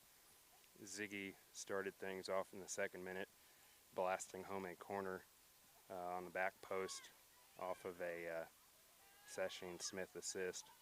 Rena Gordon scored the next 2 goals, and both in the third minute.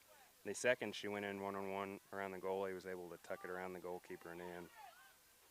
Skylar Spears put PRCC up 4-0 in the 5th minute, and then had a big hand in the next goal in the 6th minute when her cross across the goal mouth was one-touched in by a Southwest defender.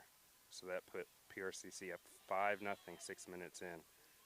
Rena Gordon then completed her hat trick in the 63rd minute when she picked off a pass, went in on goal, and placed the ball just inside the left post. And that's all the scoring so far. I say all the scoring. 6 goals, I think, is pretty good in 70 minutes worth of soccer.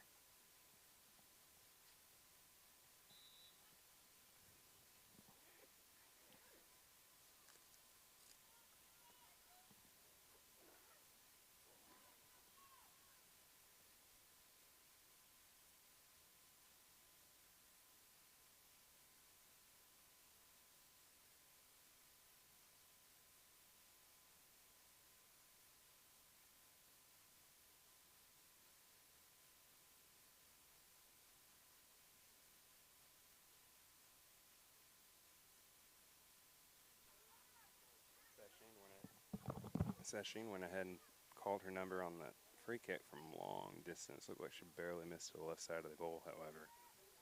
Would have been the 7th on the score sheet. As it is, PRCC 6-0.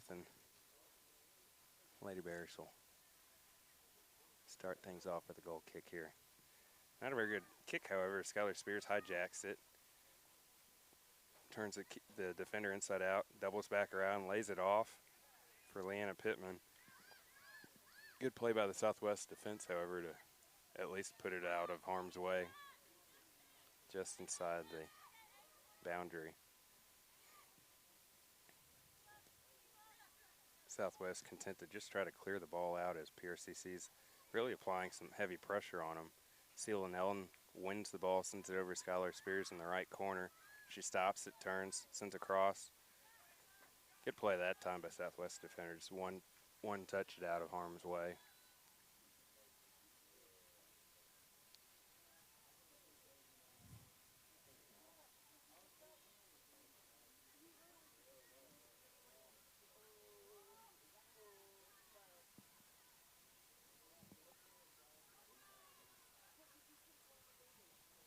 One of the more exciting developments, at least in the second half right now, is that sun dipping behind the tree line, finally.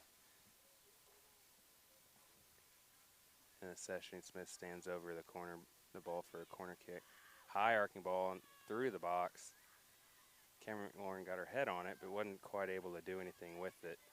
Southwest player whiffs on the ball, trying to one-time it. Seela and Eldon back to Peyton Roundsville. Back to Seela. A little too strong for her, however, and Southwest is happy to just kick the ball down the field out of bounds for a PRCC corner.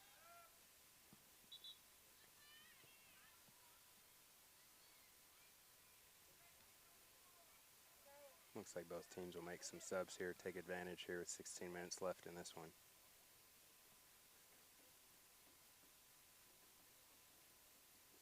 Looks like that's Rain Frazier and Shelby Lowry coming back into the game for PRCC.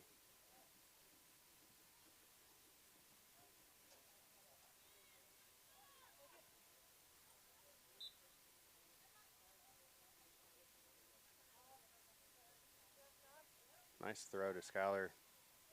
Heads it over her and the defender to Rena Gordon, who just burns by 2 defenders. Tries to get the corner. Nice recovery there by the Lady Bears. Defender is able to body up Rena a little bit to win the ball, but now she wins it back in the corner, puts it right through the box. Tapped. Oh! One timer. Another big save from the keeper. The keeper has certainly been active in this one and has really come up with some big saves. Although the scoreline maybe doesn't represent a fantastic game from the keeper, I got to think at least The Lady Bears are happy with some of the saves she's made as she's been hung out to dry a couple times and has still got her hands on the ball. Now Rain Frazier stands over the ball for yet another corner kick. Skylar Spears broke in on it on a near pass into the box, almost got a one-timer, kind of a redirection on goal, defended away for yet another PRCC corner. Looks like Rain will keep the ball.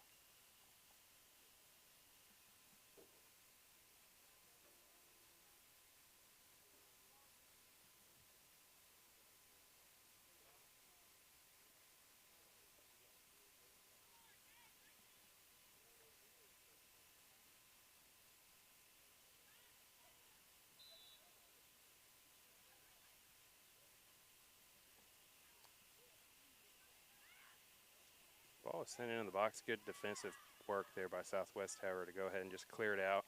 But yet again, you know, Jack Bird's wanting to keep pressure on Southwest Illinois and just charges out to get the clear, keeps pressure on him.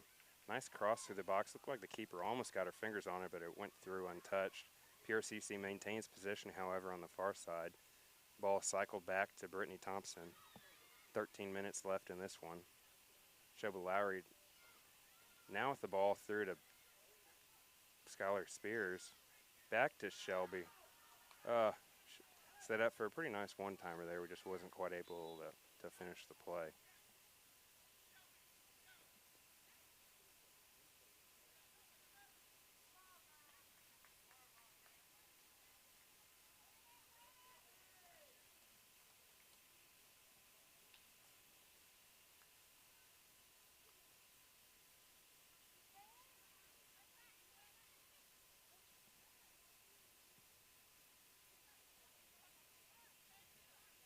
It's interesting. Southwest probably just trying to make the most of a difficult situation. Keeps trying to send the ball down the sideline here, and Seal Nelton's done a good job hijacking those clearances right around midfield, if not a couple yards in on the Southwest side, and really keeping pressure on, not letting them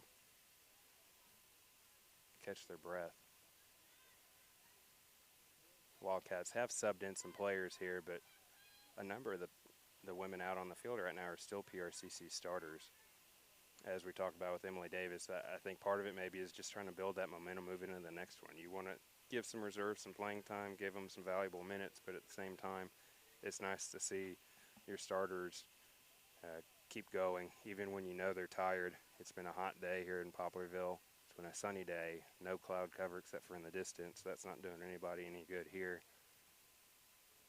And yet they continue to keep the pressure on the visiting Southwest Lady Bears, who, unless something drastic happens, will fall to 0-6 on the season. Meanwhile, for PRCC, it's a big one because they'll bump back up. They'll be 400, or they'll be 500 rather at 4-4.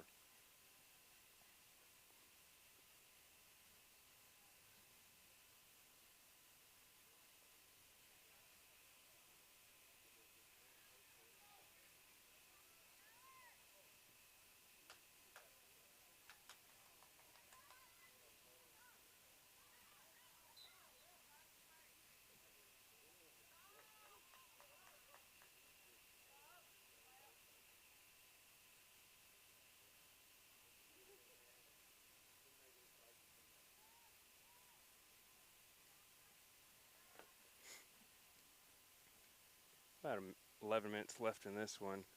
Men's game was originally scheduled to start at 7. Obviously, they'll be a little late getting that one started. That's a marquee matchup as far as MACJC soccer is concerned, as the Southwest Bears enter the game 5-0. Patrick Larson, one of the nation's leading scorers. PRCC, not too shabby ourselves. We've got a 7-0 mark coming into the year. Kobe Lee in net. He'll certainly have to earn his accolades here tonight, but he's been a 2-time MACJC Goalkeeper of the Week this season, on top of several times last year, and even earned the national honor in the first week it was available.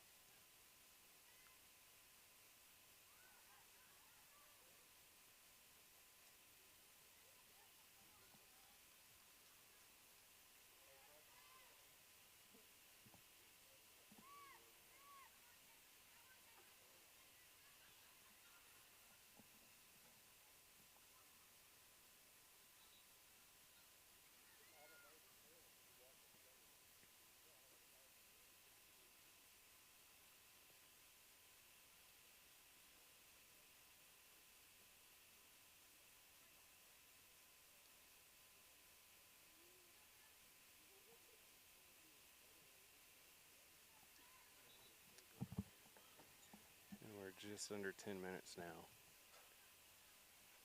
Scoreboard keeps chugging along here. Several players looking up at the clock, wondering when this one will wrap up. 80 minutes now have been played. 6 goals, all by PRCC.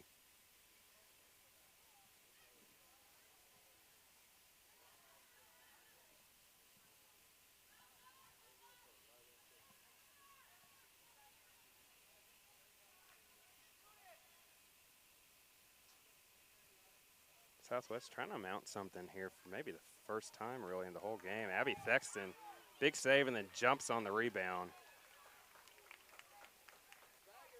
Really, unless I'm forgetting something, really the first big save she's had to make outside of that one casual play early in the first half. What a play by Abby. Ooh, now we've got some shoving. Obviously, tempers flaring a little bit. Southwest defender yelling at the Lady Wildcat to get off of her. Looked like just a physical play from my perspective. I didn't see anybody clasping around anybody else.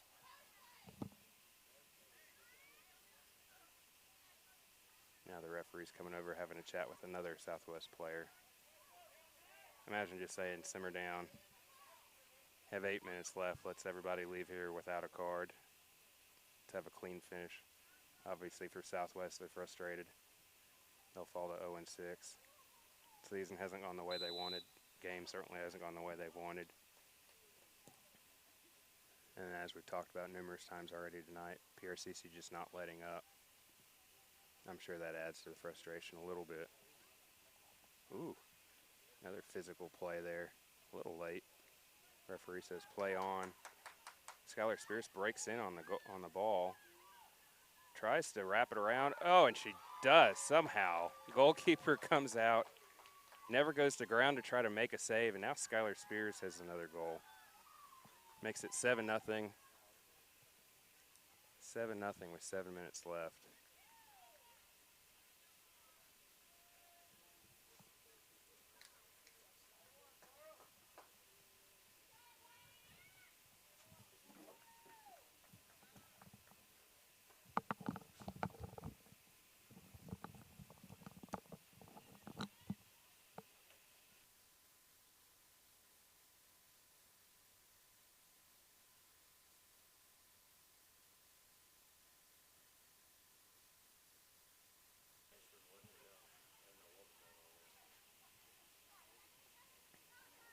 Pretty athletic play there by Skylar.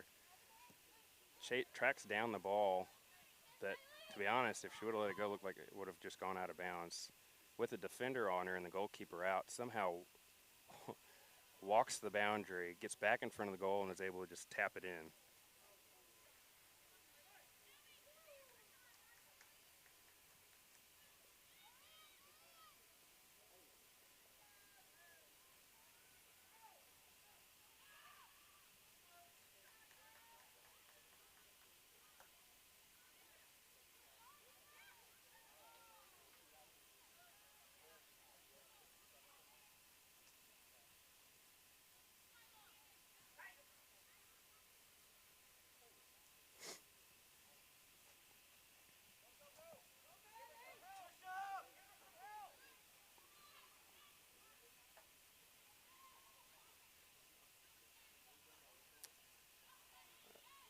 I think if Jack was going to try to nitpick anything tonight, I think it would have been the fact he probably would have liked to see some additional depth scoring, because it seems like for the most part it's been the usual suspects scoring here. Obviously Rena with the hat trick, she entered the game as PRCC's leading scorer.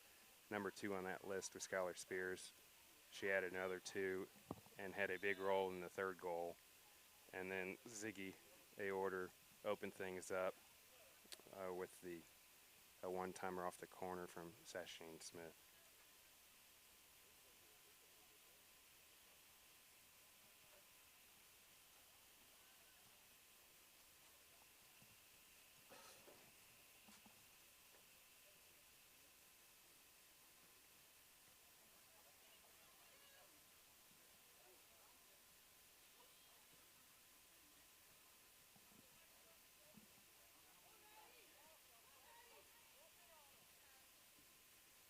Abby Thexton does a good job coming out and clearing. Southwest did hijack that pass, but they weren't able to do anything with it.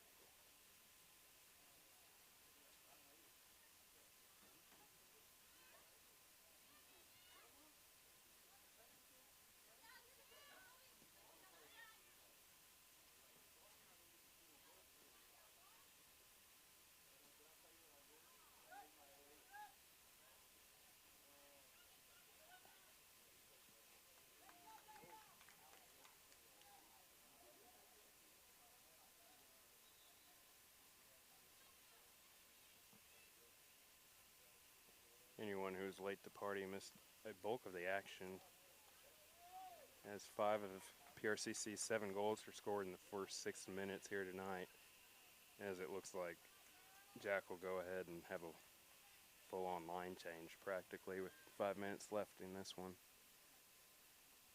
PRCC hasn't let up in the second half, even with that commanding lead. However, they've potted 2 more goals and really maintained the bulk of the possession as Sashian Smith stands over the ball for yet another PRCC corner.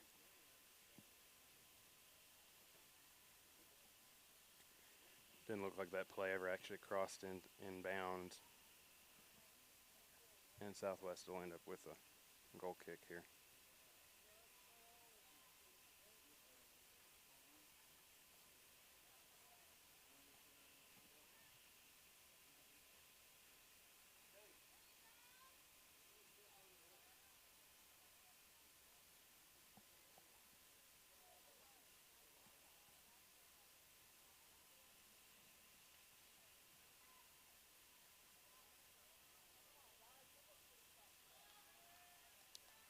Shelby tiptoed the boundary there.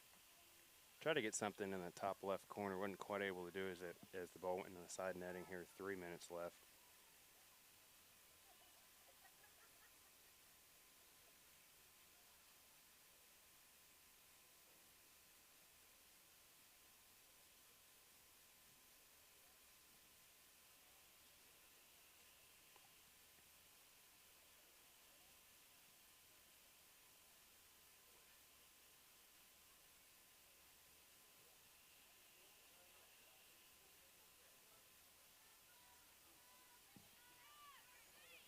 Got to say, all in all, Mark, this has been a pretty good team win for the most part. Obviously, the 7 will jump out at most folks, but I think that 0 is just as important here tonight.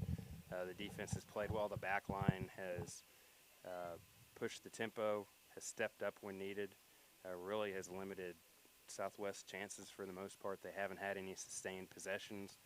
They haven't had a chance to build. They've tried to catch PRCC a couple times with some counters, as they've played back and then tried to spring some women in on a goal, but it hasn't really worked out as Abby Thexton's really only had to step up one time. Yeah, Patrick, it's just been a complete and total game from the Lady Wildcats tonight, and Coach Bird, he's obviously going to have to be pleased. They just, from the very get-go of the game, they were on the offense. They forced the shots. They were able to really, I mean, they didn't have to play that much defense tonight, but when they did fine. Abby looked good. The back line looked good. Just a complete and total game. And really, honestly, the Lady Wildcats, I should say, they're playing their best ball at this point. And when you're in South Division play, that's going to mean a lot. And coming into this game, obviously a winless Southwest team came in to Poplarville. Sometimes it's almost like a trap game, though. You think, oh, we got this. We don't have to show up. We don't have to do anything. We can just show up and kind of roll the ball out there and win this one. And if anything, I'd like to know maybe what Jack's pregame speech was, because they jumped on them early and often. 5 goals, first 6 minutes as Rena Gordon breaks in on goal here, trying to add to her hat trick. Well, whatever he said, it worked, because they definitely showed up, and that was very apparent from the beginning. They definitely didn't take them lightly. As you said, kind of jumping on them the way they did. It would have been easy to kind of look past them. Good on the Lady Wildcats to say, hey, we're going to play a complete game here. We're going to show up. We're going to do everything we can. I don't know how much stock you can build in this, obviously, with Southwest kind of having a difficult season, but I think when they settle down and look at the game film, I think they'll be pretty proud with the complete effort. Yeah, for sure. It's just a great team performance by the late Wildcats, and Jack's definitely gonna be pleased. Our good buddy Coach JP is definitely gonna be pleased, and Shelby Lowry breaks in, passes it off to Rena Gordon. In the final minute of play. That's her fourth of the night, folks. Fourth of the night. That'll make it 8-0. Nice play nice dish from Shelby Lowry.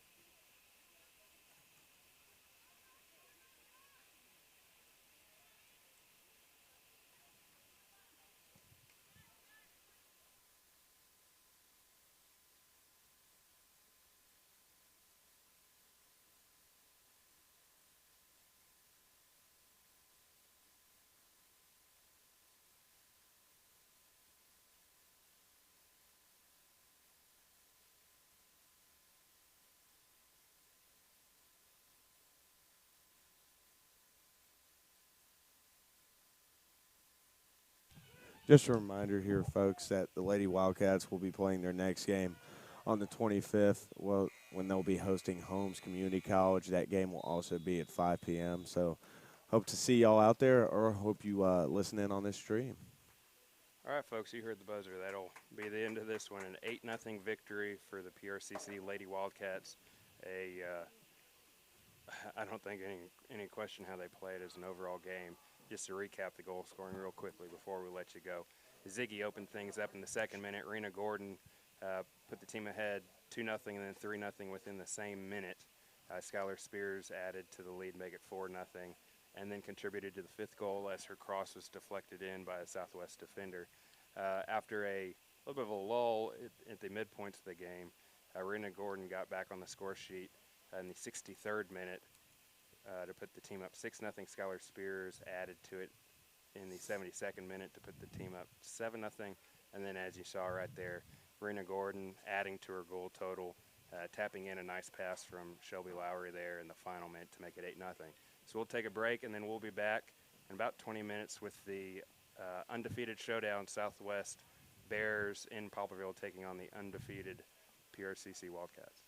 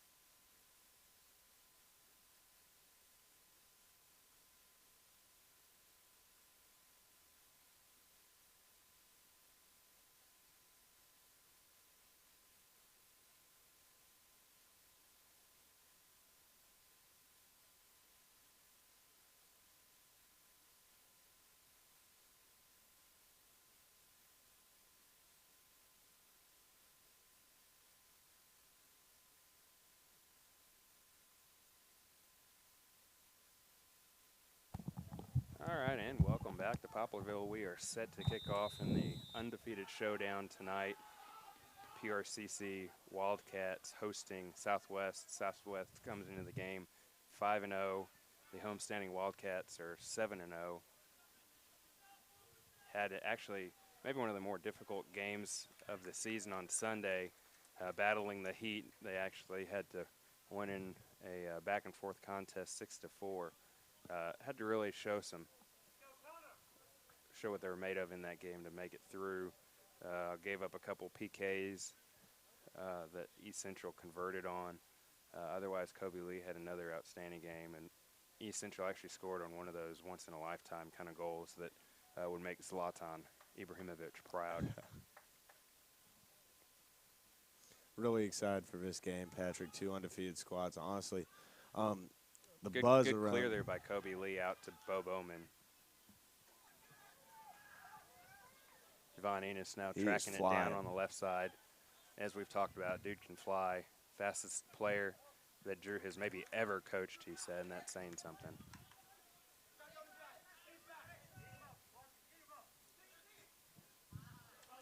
But yeah, Patrick, as I was saying, there's a lot of buzz about this game. In a lot of people's opinion, these are the 2 best men's soccer teams in the state. Both undefeated, both very high-powered, very intense, and it's going to be a great night for some soccer. The sun's finally down. It's cooled down a little bit. No one said it's cool, but it's beautiful better up here in Pop Vegas. Like the women, the men will actually have to be playing without one of their starters. Joe Elliott received a red card Sunday at East Central, so he's having to sit out this one. In his place, Andrew Holland has stepped up. He's been a typical rotational guy for Drew all season, so it's not like he's being thrown into the fire. He's had plenty of seasoning up to this point. But he'll have to fill a big role, as Joe Elliott has definitely been one of the defensive leaders. Good save there by PRCC Kobe this season. Yeah, I mean, that's the luxury that Coach Gallant and this staff has with his team this year, is that they've got skill and experience on basically every position, and they're too deep with that. They have some people that, are more reliable than others, like every team. But nice win there by PRCC. Now trying to flip the field. Keelan Baggett, one of, it seems like, 12 Ocean Springs kids playing in this game. Ball was sent out of bounds now. Quick throw into Bo Bowman, who's held out of last game due to an injury, but he's back here playing 3 minutes in. He's one of those guys, he'll be a game changer for PRCC. He's a guy that does so much up and down the flank on the wing. And then Mike Jimenez, another Ocean Springs kid, standing over the ball right now for a free kick. More than anything, I think Bo's one of the main leaders on this team. He's very vocal. He makes sure his teammates are in position, and he's got to let them know when they're not in position. Referee stops things for a little bit. Going to talk to a couple players in the box. Andrew Elkins, one of them. Andrew Elkins of PRCC_athletics Instagram fame. He took over our Instagram account for the day. If you haven't already, make sure to make your way over there and follow that account. It's PRCC_athletics. Ball into the box, cleared away. Header looks like PRCC will earn a corner. Just so far, both teams kind of trading body shots here. Southwest drove down and took a shot at a goal and weren't able to punch it in. PRCC just did the same. Going to be a lot of fast-paced play tonight, Patrick. Just 2 very high-powered offenses. Curious if they tried a quick start it here. Got Javon Ennis over there in the corner.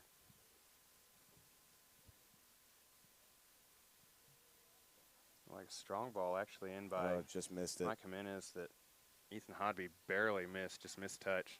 Now back to Hodby. He's one of those guys, he can dance around guys in a phone booth. He's just got that kind of skill. Tried to send the through ball there. Cooper Grave couldn't quite get on the tail end of it now. Header by August Harp. Kobe Lee will take it and send it back out. Ethan Hodby has some time, but you definitely can't lose your space, lose where you are, forget who's around you in this one, as Southwest comes in this match with the second leading scorer in the nation, Patrick Larson, already 13 goals on the year, second in the country. 5 of those now came in one game, but he has scored in each of Southwest's games this season. So he's definitely one. It's going to be a challenge to mark him, but PRCC is going to have to do best they can. As he's explosive. Trying to send a corner there but it ended up in the side netting. It looks like the Wildcats should have a corner or a goal kick rather here. Gotta like what you've seen from Kobe Lee so far, Patrick. You know, he's kind of been tested early on in the contest, but you know, shown some great goalkeeping skills like he has all season. A lot of people think he's the best goalie in the MacJack league, and it's hard to argue that with his track record. Like I said earlier, Patrick, it looks like right now, actually, PRCC is trying to slow the game down a bit, do some passing, but I don't know how long that'll be because both these offenses are just so quick and so explosive.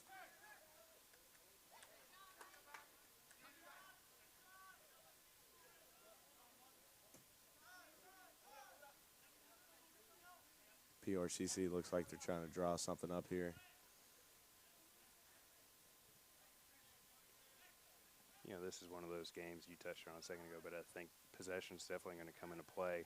I don't know that this is a team that you can just try to counter on. You can't really sit back. It's just too dangerous with some of the weapons that they have. In addition to Patrick Larson, they've got a 5-goal scorer, and actually Connolly for them is, I believe, second or third in the nation in assists with 8. So they've got a number of weapons on the attack. It's going to be a challenge. As I just said, Wildcats are going to want to maintain possession, essentially play keep away in some instances, and then try to spring one of these guys. Obviously, they've got a lot of athleticism on the wings with Javon Ennis, Bo Bowman. They'll bring in Dominic White, among a couple other players. I mean, from an offensive standpoint, it's almost like PRCC is playing themselves because they've got so many guys that are so fast, and if you get out of position, they're going to burn you. Now trying to flip the field, does a good job finding Javon by himself on the left side, one-on-one. I got to think that's just a nightmare when you're a defender and you're back on your heels and Javon's bearing down on you. He does a good job finding Mike Jimenez, who hands it off to August Harp. Ooh, hard challenge there. Looked like Bo broke in on goal, but hit the side netting. Got a little physical there. Javon with an additional yelp as he went down, trying to maybe draw a foul. Gave the referee a high five. I guess he's good with the no call. This is an intense game so far, Patrick. And it's one of those games you're going to have to try to sell everything. Oh, absolutely. You're going to have to battle for every inch in this one. 2 undefeated teams, a lot on the line here.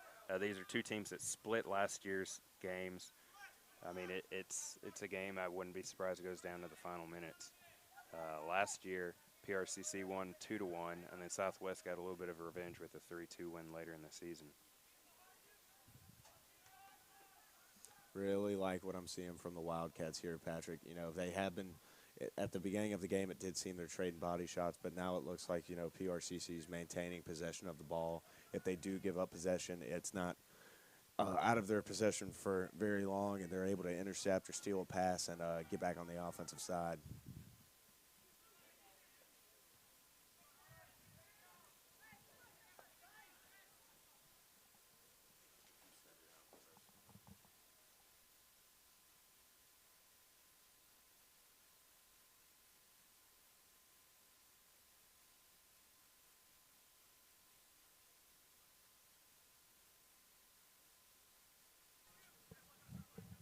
Andrew Elkins on the ball.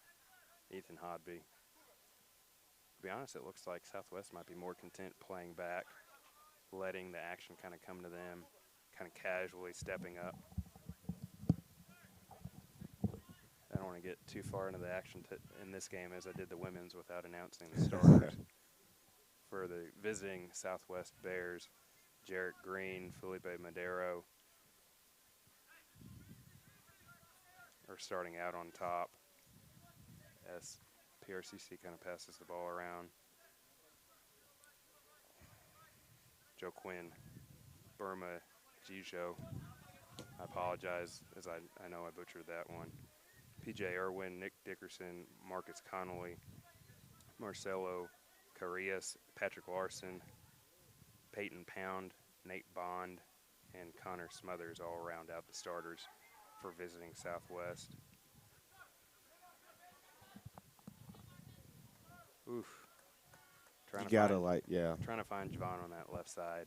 You know, that's obviously one of their big objectives is to try to spring him, one of the faster guys really in the league. Try to get him in on goal, try to get him one-on-one. You got to like your chances if he can have the ability to break in on a defender as they're backpedaling. Yeah, but if you're Coach Gallant right now, you've got to be pleased just because they haven't just – PRCC hasn't driven the ball just on one-on-one matchups where they've out-hustled and used their speed. They've actually drawn some plays together and passed the ball down to where the goal is and just have had their opportunities, just not able to punch it in yet. Ethan Hodby picks up a loose ball there.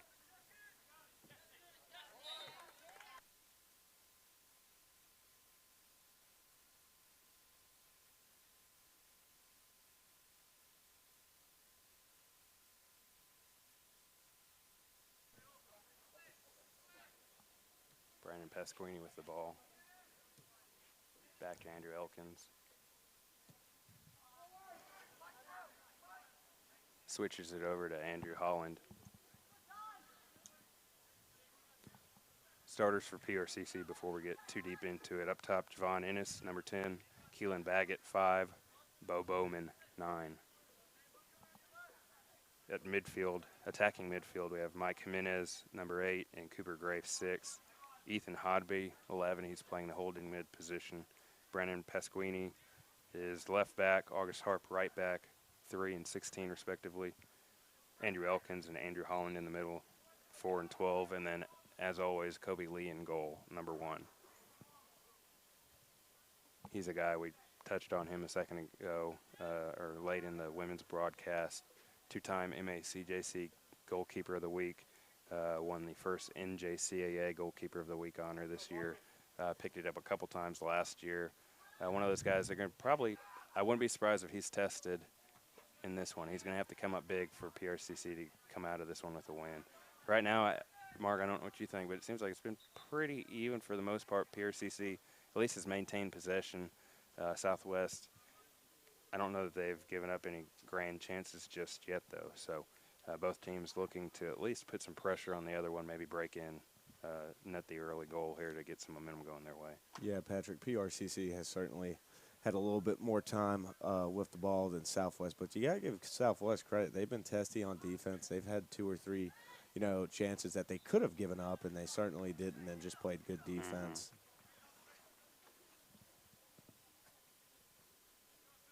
Looks like it's going to be a foul on Southwest right there.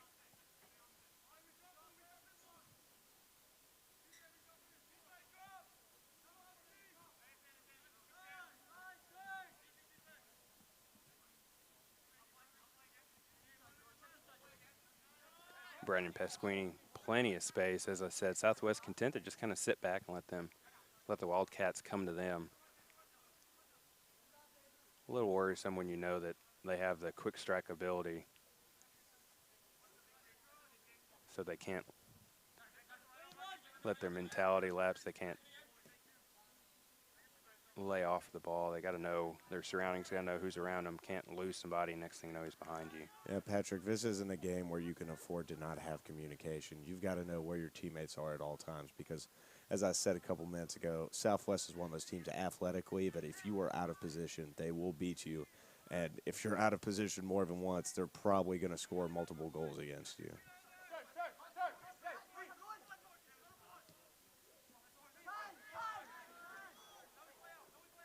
Kick down the field there, but no one was home for PRCC.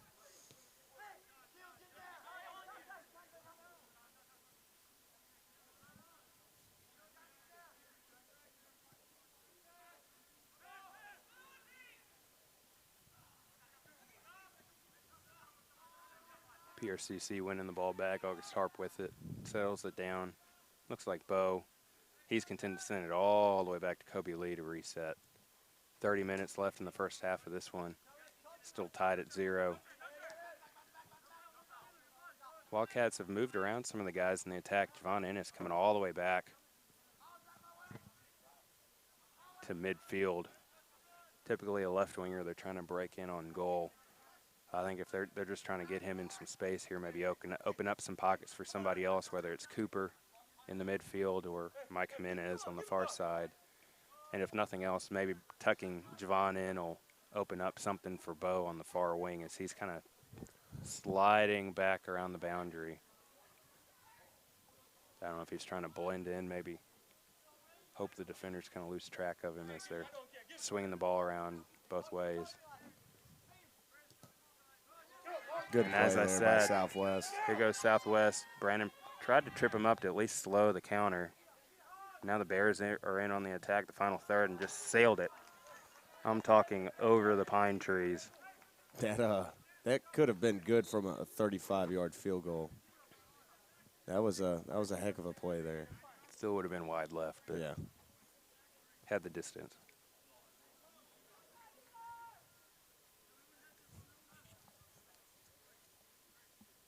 Patrick, you can just tell we're not even 20 minutes into the game, and just the intensity, the atmosphere. These players are going back and forth. Everyone knows how much this game means, and these players certainly aren't. They're going to leave everything out here tonight. That's for sure. Both teams undefeated.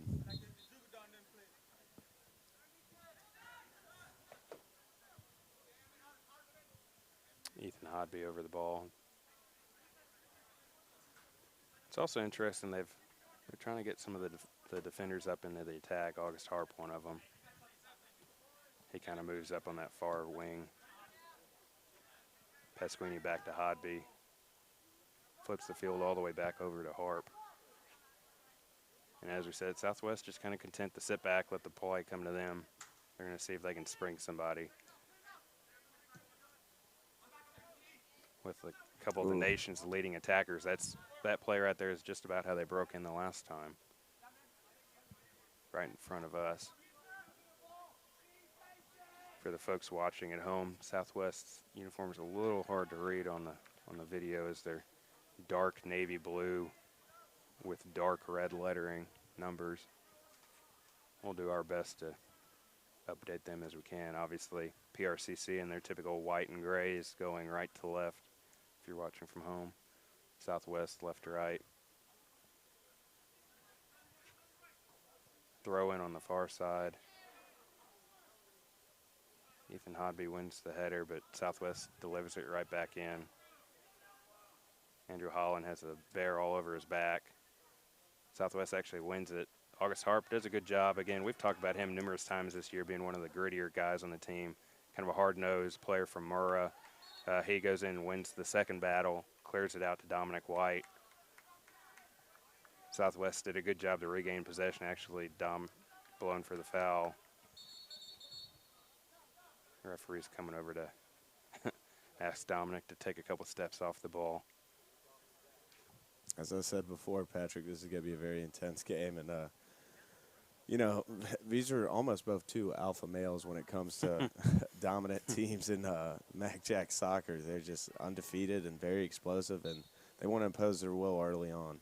Well, on a couple interesting notes, Drew Gallant, before he got the job back here at his alma mater at PRCC, and he's in his third year now, as Southwest is trying to build something in the attack. He actually spent 5 years at Southwest, where their current interim head coach, Alex Brown, played for him. Their head coach heading into the year actually left about a week or two, I believe, before players reported and ended up taking a job out at Eastern Oregon. So kind of some interesting connections there within the soccer community and the Mac Jack. As August Harp, we just got done singing his praises, kind of flies in on the Southwest Bear over there trying to force a turnover. Southwest is in on the attack, spin. Andrew Holland comes in. I don't know if he laid out the attacker, if the ball took him, but he's laying down on the ground. He's rolling around. PRCC clears the ball out of play, and the referee will come over to check on the Bear. He'll wait for a trainer.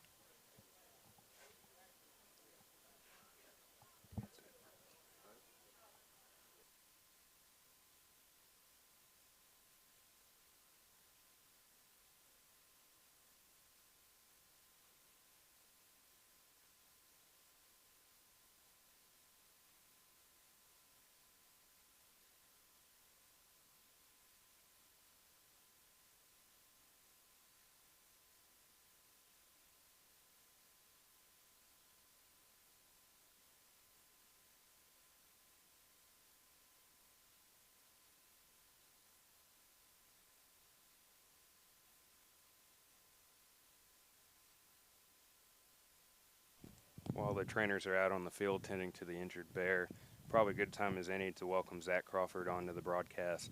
As we've tried to do this year, bring on some former PRCC soccer players to both update players, fans, former teammates, etc., what they're up to these days, and maybe even enlighten the viewers back home on maybe some inside knowledge on what's going on the pitch.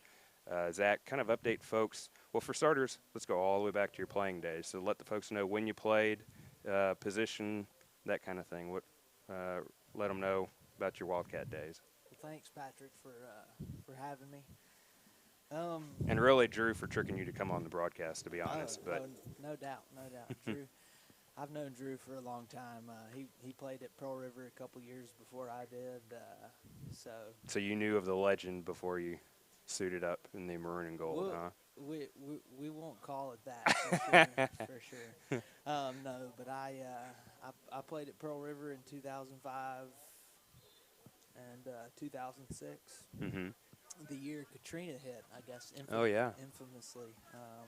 So I guess my freshman year, the season got cut about 4 or 5 games short, something like that. Mm-hmm.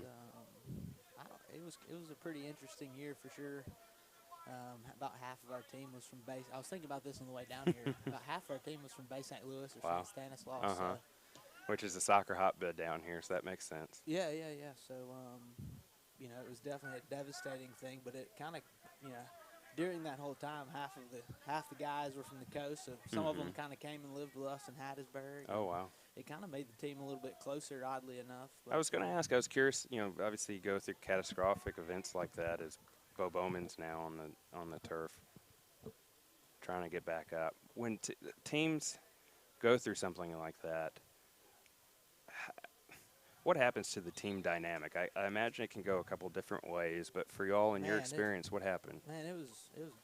I hate to say great, but I mean it brought us closer together. It seemed like. I mean it was a great team bonding, building experience, and I mean it seemed like it made the team a lot closer for sure. But, Did y'all? I'm curious. Hard times for sure. Obviously, a lot of players. The PRCC does a good job of picking off some of the best players from across the coast. And throughout the state, and then bringing in some internationals or out-of-staters, as the case might be.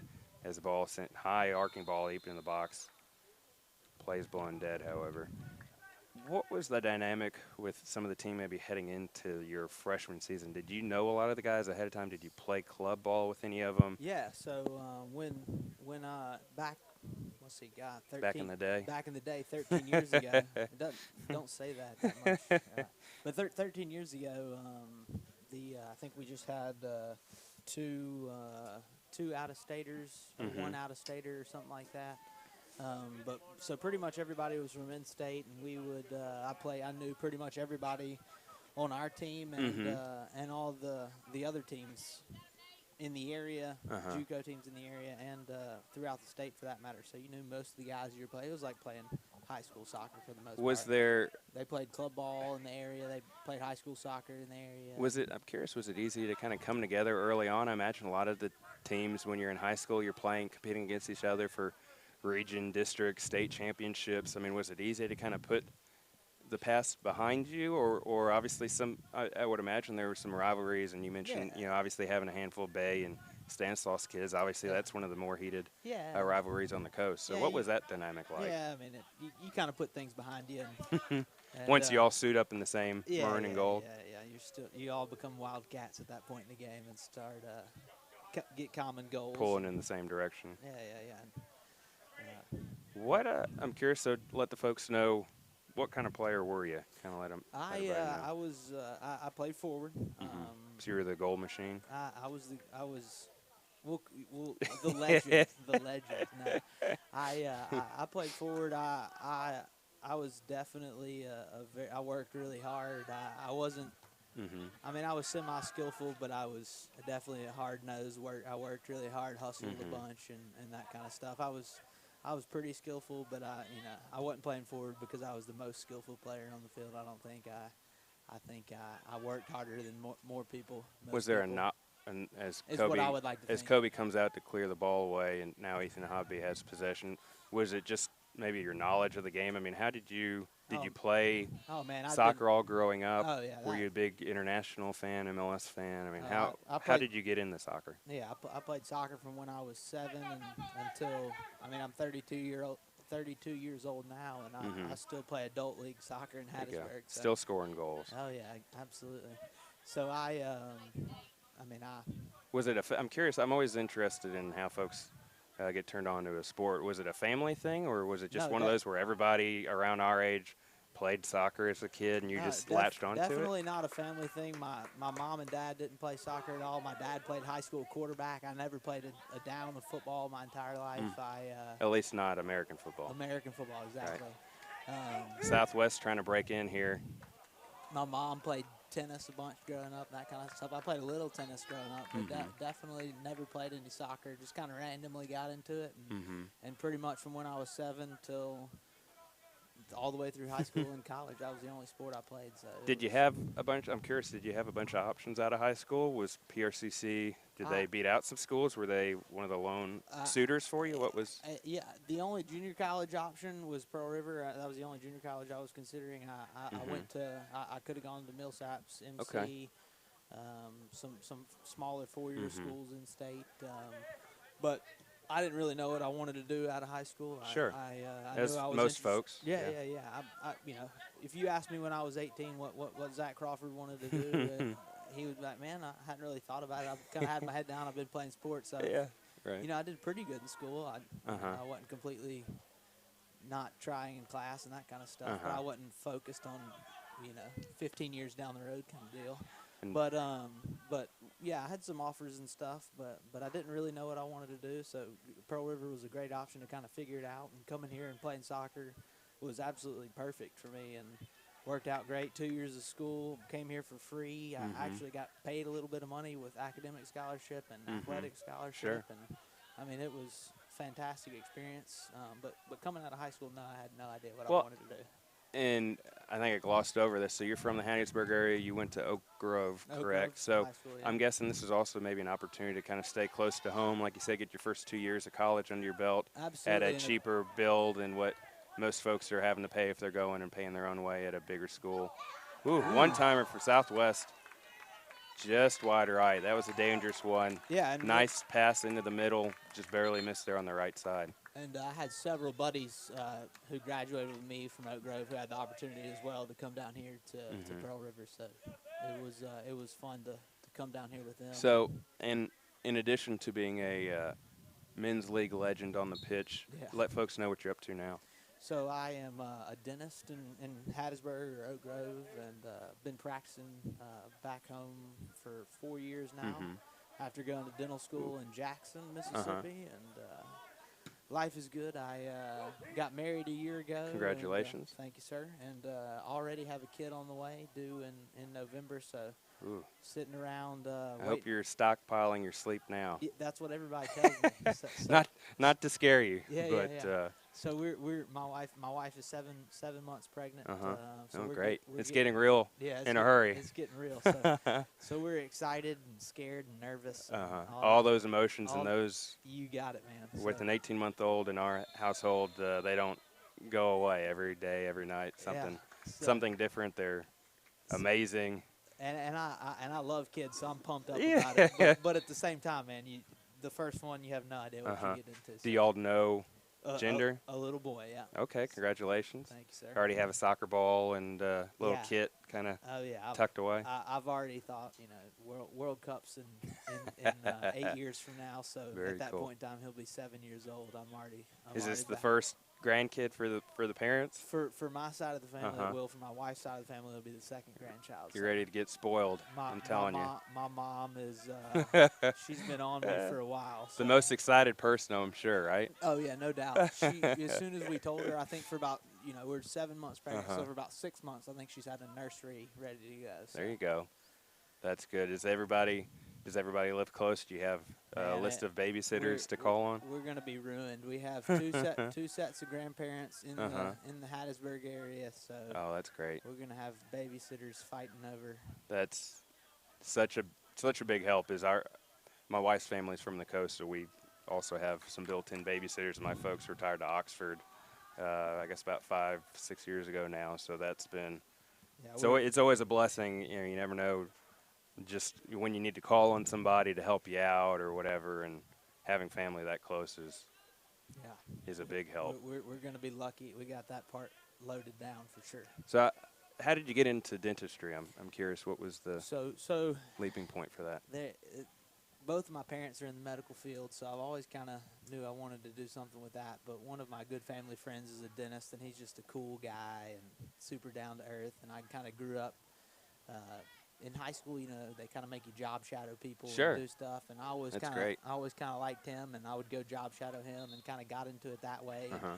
My dad's a physician, and he would always have to be on call. And from a young age, I always knew I did not want to be on call because we'd be hanging out on the weekend. That's tough. And Dad would have to get up in the middle of something and run off, and I'd be like, oh, that sucks. And so from a young age, I knew I did not want to be on call. So Sure. looked into the dental stuff, and the lifestyle seemed pretty cool. And Definitely. after job shadowing, it seemed like something I could do. And turns out it's something I really enjoy and kind of decent at. So Southwest setting up here for a corner kick. good D. Good defensive play there, looked like by Dominic White. And now showing his athleticism, he about tracked it down after clearing it Counterattacks out on. himself.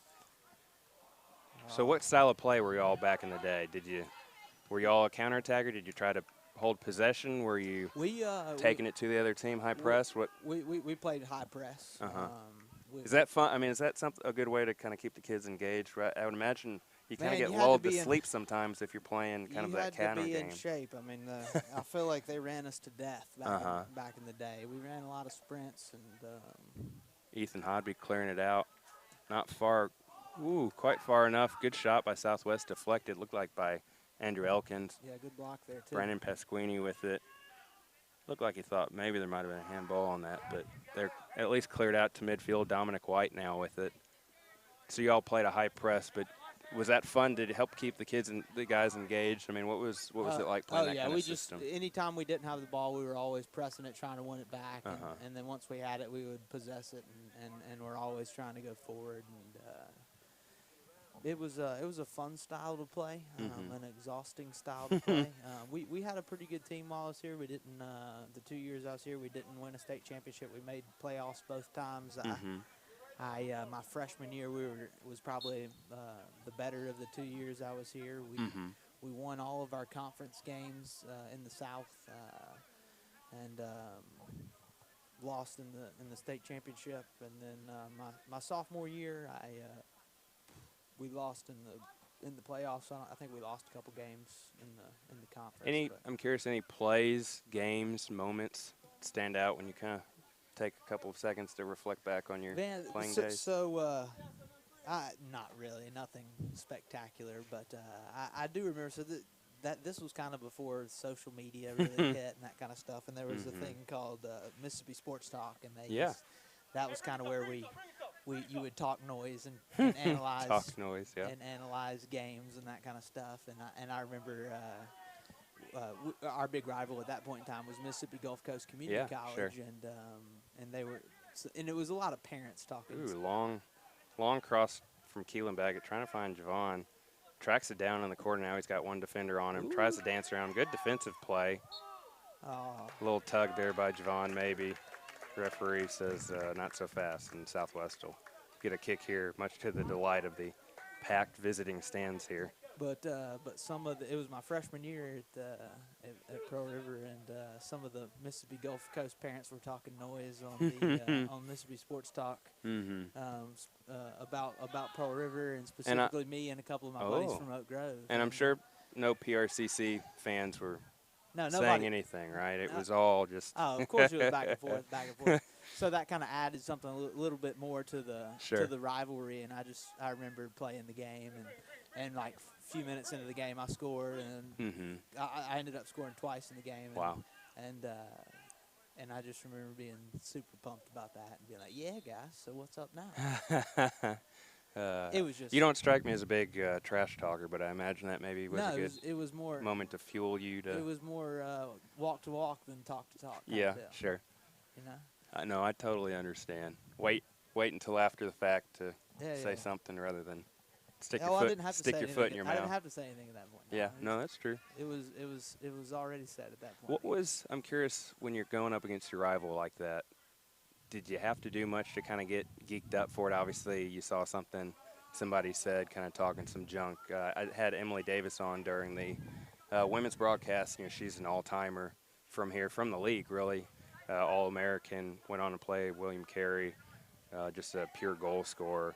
You know, and she said, no, whenever you got to the field, you were amped up. There was Yeah, I didn't. nothing needed.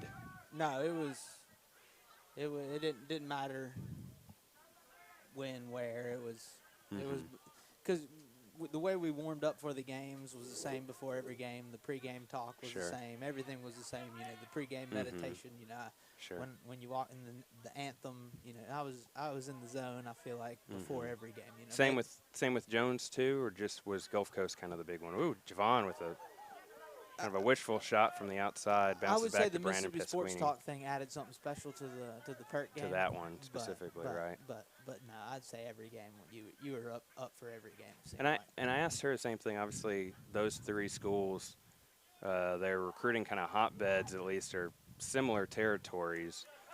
Did that help? That I imagine you probably knew kids on the other team, whether Oh, you yeah. were Oh, you yeah, 'cause played with them in high school or club ball.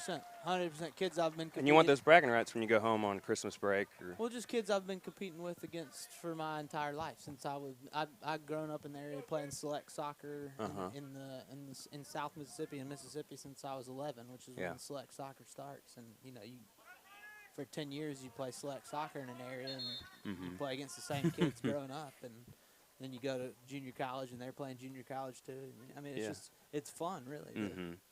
Well, it's cool. I was talking to Emily about it as well, that just kind of the brand of soccer, especially on the coast, you know, South Mississippi in general.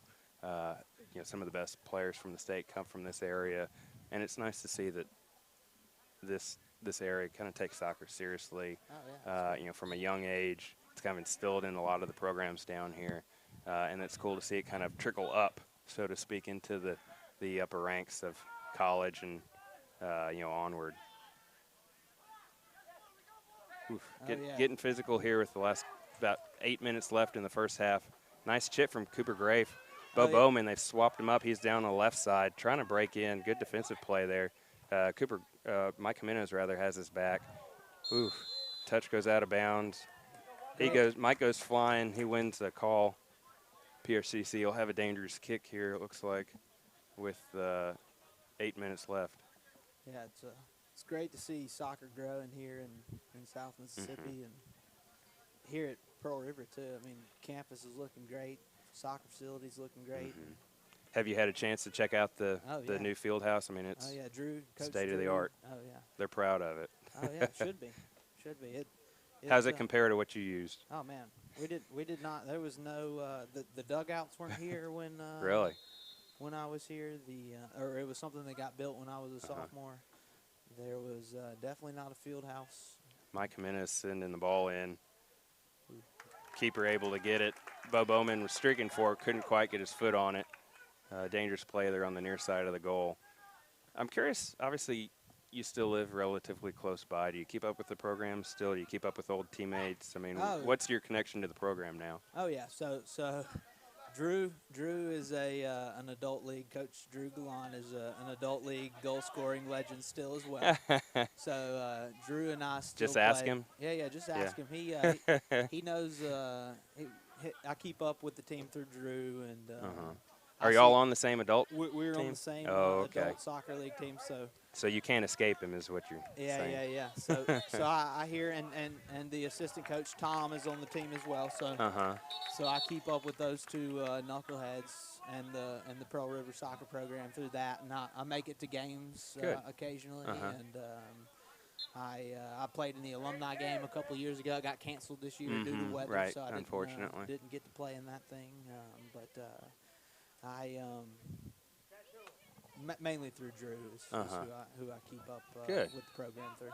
Well, Zach, you've been gracious with your time. Before I let you go, anybody listening kind of wants to maybe check out your business or keep up with you, I guess any kind of Facebook pages, social media, websites, that kind of stuff as the ball's sent in on goal here on Oh, yeah, PRCC's in. absolutely. Oak Grove Family Dentistry, they can find us, call us, Facebook, however they want to get All in the touch. social media. All the social media, Oak Grove Family Dentistry. But I appreciate you having me, Patrick, man. All right, anytime. We'll try to get you on here every time we'll make it a regular appearance. How's that? Yeah, every season. How about that? Perfect. All right. Yeah, All right, Zach. Thanks roll for your River time. Roll. Is that there you the go. new thing? That's it. Cool. Hashtag RRR Yeah, for yeah. the kids. Thanks, man. All right, appreciate it. Bye-bye. PRCC with a goal kick here. Just over 5 minutes left in this one. Mark, about what we expected, I guess, is both teams. It's gotten a little more active here as the first half has wound down. Southwest pressing a little bit more, not as content to just kind of sit back and let the play come to them. A little surprised at 0-0 here with just over 5 minutes left. What have been your thoughts so far here? Well, this is exactly the game we thought it was going to be. Very intense, very high-octane offenses that are going to try to put the defense on their heels, and both two very physical teams that are trying to establish their dominance in the South League Division. But, so far it's been basically even. It's, Southwest, I think, by a short margin may have, kept the majority of possession in this half, but, PRCC's been right behind them. And there have been, chances for both teams. I think Southwest has forced a little bit more shots, and a credit to them than PRCC has. But, so far PRCC defensively they've bent Keelan one or Baggett two times. dancing around a defender there. So, they've just too strong of a touch up into the pine. Yeah, PRCC, as I was saying, they've bent a little bit defensively, but they haven't broken. Kobe's been phenomenal so far in the first half. Well, and they had the one play here where they kind of pickpocketed one of the Wildcats right in front of us and broke in, trying to get a transition there. They've had some chances. I think PRCC's obviously had some. Drew Gallant's trying to find the right match up top. Now he's got Bo on the left side, Jono in the middle, and it looks like Keelan Baggett on the right side. He still has Jimenez and Grafe and Hodby in the midfield, and the back line's the same. Pasquini, Elkins, Holland, and Harp on the far side. It's worth mentioning that, as we talked about earlier in the broadcast, Andrew Holland's done a good job stepping in for Joe Elliott, who earned a red card last week. He's done a good job here for the most part. Those aren't easy cleats to fill, so to speak. And there he is clearing away a dangerous ball. Right on cue. Southwest, man, they got some deadly playmakers that'll put those defenses on the heels. And PRCC, to their credit, as I said before, they bent, haven't broken. They've been able to make some adjustments. And the one thing you love to see is they've been communicating. And I think that's been kind of a trademark of their program really all year. I mean, for the most part, they've definitely been the most vocal team on the pitch, I think, week in and week out. Oh, yeah, for sure. I mean, communication is just a trademark of his team, And that's something Coach Gallant and Coach Crean and Coach JP, they just preach throughout the whole season. And the men's team has done a phenomenal job of doing that so far this year.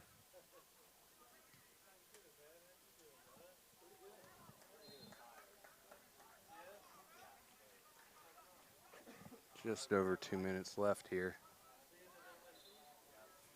PRCC with the throw-in on the far side. No. Free kick.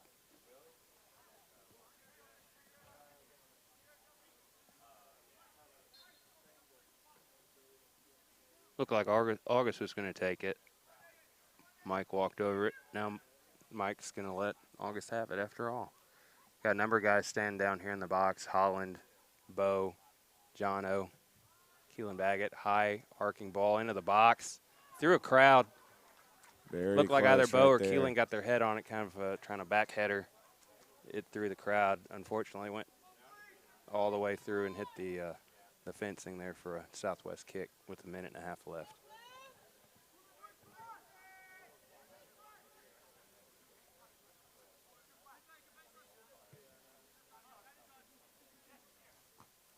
Ethan Hodby has done a good job really all season winning those headers. he's been a guy anybody maybe kept up with his career across the pond knows. He played in Leicester City's academy at a younger age, known for his skill on the ball. He came into the program this year, and I thought he was maybe going to be a guy that Drew used up top, that he tried to get him into the attack a little bit more. But really, he's done a fantastic job of playing that holding mid. He's a guy who kind of comes back and clears out the trouble. If he's got guys on him, he's done a good job. As I said earlier, I mean, he could juggle somebody in a phone booth pretty much. I mean, he's skillful on the ball, and he's done a good job winning headers. He's not the tallest guy, but more often than not, it seems like when he goes up for a header, he's the one coming out with it. Yeah, Patrick, and I mean, we've made it a pivotal note that this is a team filled with offensive weapons, but he's come in and, really held it down there in the middle, and he's done a tremendous job. And I think he's been a pleasant surprise. I won't call him a surprise, but. Sure. Well, just maybe surprise in the role, because I think Drew and them thought maybe he might be a guy up top. But part of that, too, as the ball is cleared into the box, Bo just can't quite get a lane to put it on goal as there was a crowd there. Keeper was out of the goal mouth scrambling. That buzzer will sound it for the first half. A little different start to this one as opposed to the women's game. We go into the break tied 0-0. We'll be back after the break.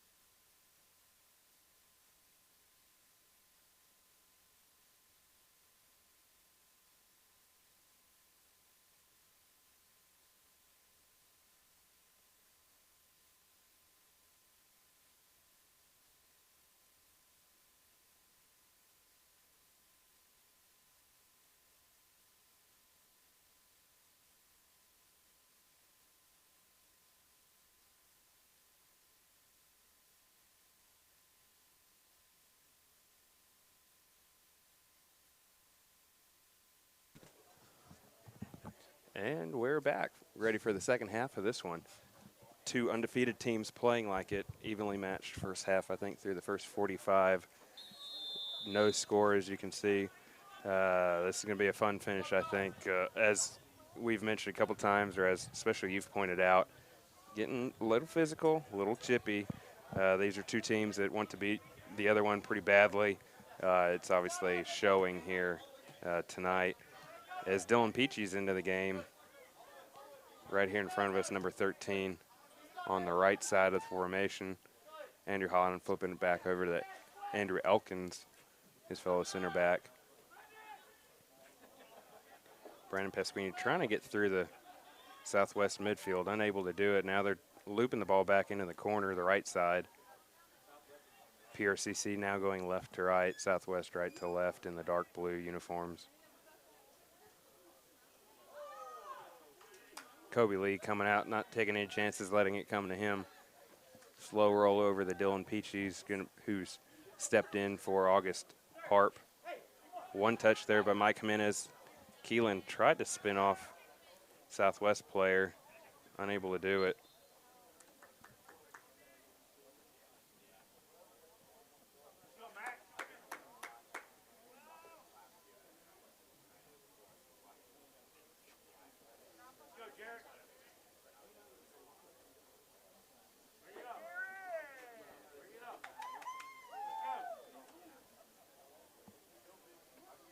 Yeah, Patrick, as you were saying, just throughout the first half, this is a very intense.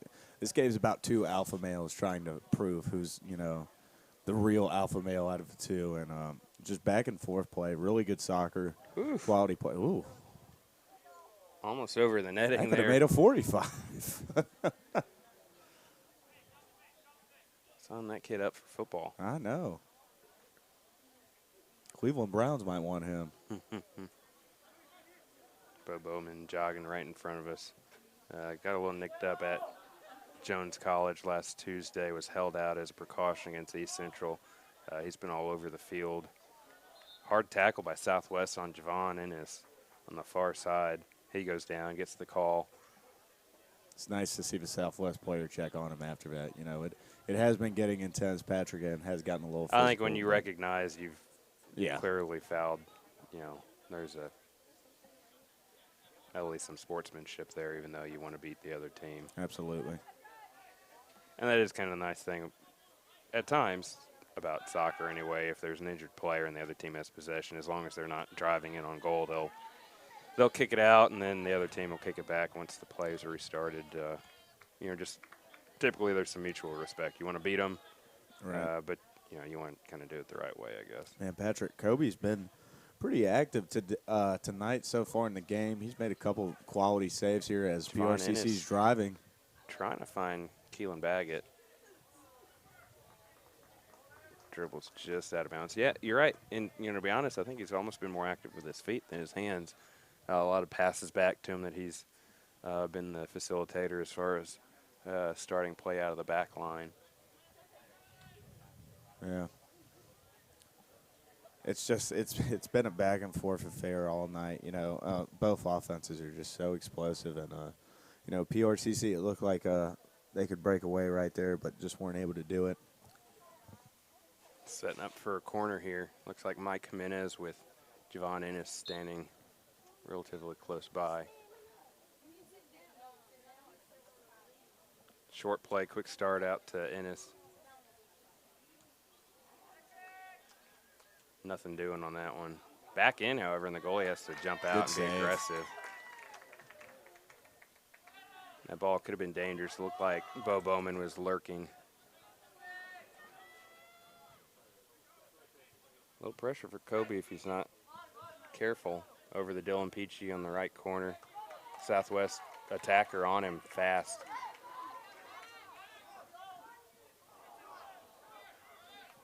Wildcats regain possession. Now they're trying to get out on the counter. Bo sends it deep for Mike Jimenez. A little too far, a little too strong on that touch. Good give and take there. Bo drops back. Mike gets up in the attack. Just weren't quite able to link up on that one. Ooh. Good tackle from behind. didn't actually look like he was going to go through. Ethan Hodby actually did a good job going around him. Keep it a clean play. You can just tell, Patrick, that both these teams are wired in right now, and they're just giving each other their best shots.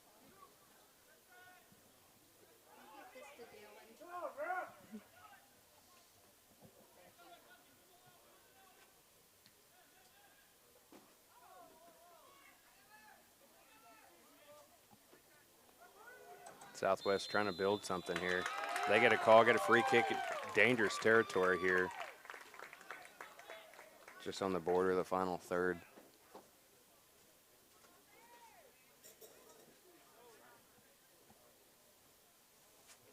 Wildcats will build a wall here. Kobe Lee directing them where to go. Dangerous here because they can take a shot on goal. They can feed it off if they need to one of the nearby Bears. Keelan Baggett, one of the taller players, might be the tallest player on the field right now. He's all the way back as well in a defensive position. Only Javon Ennis is out near midfield.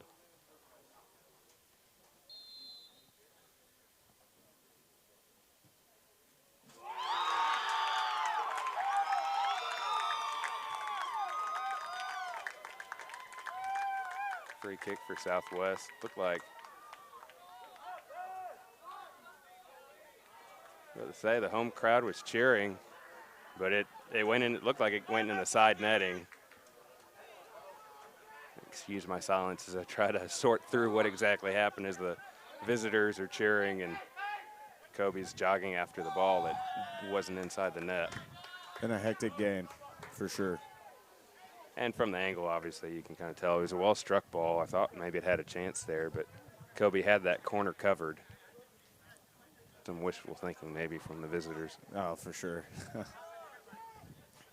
Got to give Southwest fans credit, though, Patrick. They've had a pretty good turnout here on the road. Bo trying to dance through two defenders. Now Dylan Peachy has it. Now he's trying to get through. Nate Bond for Southwest just boots it down into the box. Kobe takes his time surveying the field. Andrew Holland with the attacker in on him fast, forces a turnover. Southwest with some momentum here. Still has possession. Shot. Had Kobe a little exposed, looked like a defender. It looks like it might have been Andrew Elkins with the block deflecting it wide. Now Southwest will have a corner. They've really been putting the heat to PRCC here early in the second half. Yeah, it's been, as far as offensive possessions, it's been all Southwest. I mean, PRCC had a little possession there where they drove, but they really didn't get anything out of it. Corner opportunity looks like Cooper Graves near post. All the way through the box. Yeah. Nate Bond gets a head on it, but just too far. Not going to do anything with that. It dribbles out of bounds. Kobe Lee will restart things here.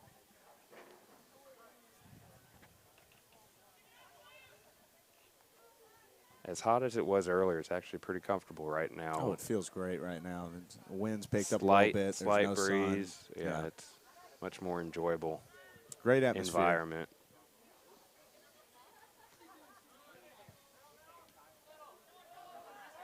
Ooh. Cooper Grafe tapped that ball back. Andrew Holland had to do a good job there, clearing it just far enough out of the way of the Southwest attacker there. That was a dangerous play. But Holland again comes up big for the Wildcats. It just feels like, Patrick, the PRCC for the majority of his half already has been on their heels. What you really want to see is get the ball, at the very least, have a lengthy possession and give yourself a chance to make a attempt or two. Andrew Elkins. There you go, right making on a cue. big play right there. Mr. Instagram takeover, getting things going the other way. Javon Ennis. Insta-famous. Oh. Ennis there trying to lead the counter. Header through. Ennis has it. Bo's on the right side if he can get it to him. Breaks in, takes a shot. Oh, just too high right there, Patrick. He had a great shot at it. Good really chance. Good pass there by Javon Ennis. Might have been the best chance of the game so far here. Oh, no doubt. Bo sends it. Falling a little off balance, I think. Maybe altered his shot a little bit, sailed just a little bit over the post, though. Good opportunity, good counter. It was a surreal moment right there, Patrick. It was almost like everyone in the crowd was holding their breath when his leg went back to shoot. Well, that was good vision there by Javon as well, to see him, Oh, to no see doubt. that lane, that passing lane. Mike Jimenez now has it over to Keelan. Southwest does a good job clearing it away. Now they have possession. They're going to try to counter back. Jimenez on the defense. Good tackle from behind. Great Got tackle. the ball. Great tackle Southwest right wants there. a call, but that looked clean from where I'm standing. Oh, You know, he's another one you got to applaud a little bit. He's a guy, all sorts of offensive skill, but he did a good job tracking back and then winning that ball back. oh, for sure. Dangerous, because if he was off on that slide by a little bit, that's I would have, yeah. not only are you putting the other kid in danger, but you're looking at possibly a card and at least a free kick going the other way.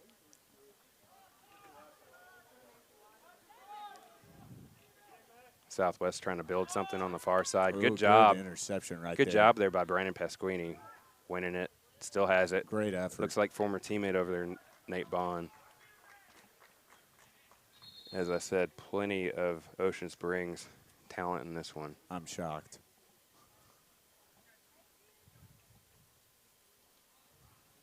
Looked like that ball was cleared into the practice ground. Dominic White coming on for Keelan Baggett. Looks like, as far as I can tell, the lone sub for PRCC right now during this stoppage.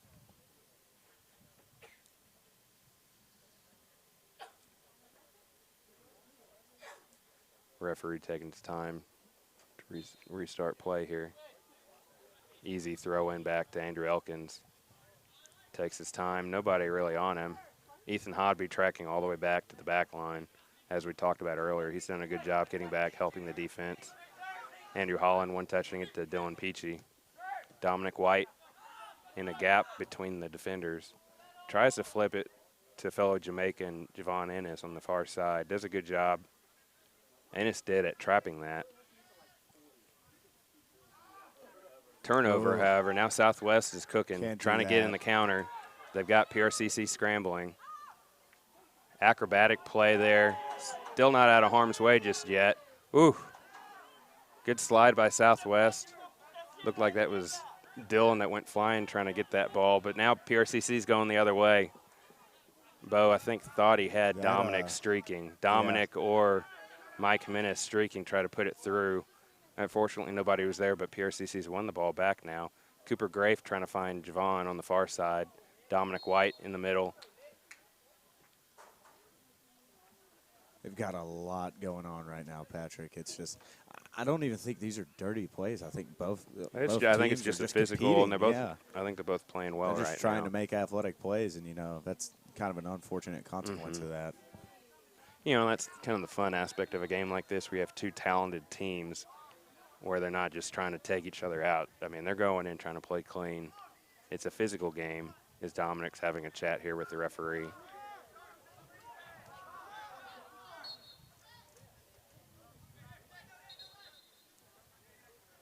Dominic was Mike Jimenez jogging off. I'm not quite sure if he's dinged up or what, but Keelan Baggett coming back onto the field. Doesn't look like Jimenez is hurt. Maybe looks like maybe it's an equipment.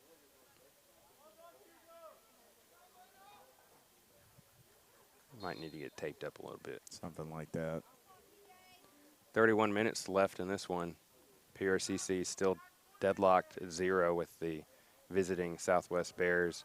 Southwest entered the match 5-0. Patrick Larson on the national leaderboard in goals. Marcus Connolly likewise in assists. I imagine they're benefiting from one another quite a bit this season. And then you have PRCC Wildcats 7-0 heading in. Receiving votes in the most recent national JUCO polls, United Coaches Association, as well as the NJCAA, which at least early on have pretty much mirrored each other.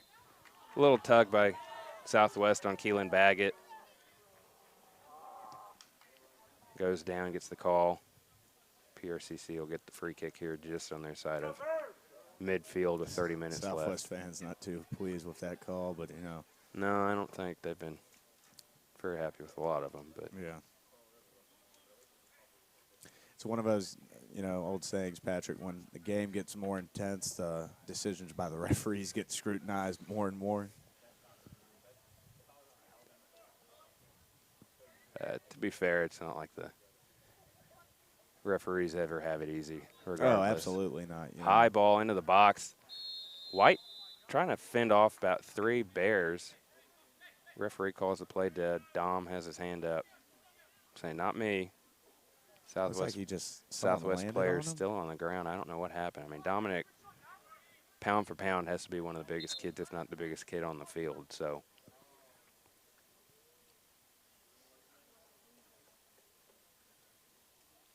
now Bo's having a chat with the official.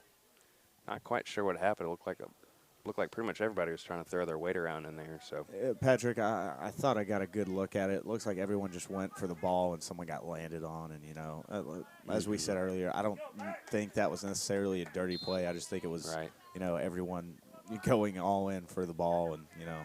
Southwest restarting things. You know, as we've talked about a couple times, Bo Bowman tracking pretty far back, or he's back behind the right back rather, Dylan Peachy. Wins possession, tries to clear it up.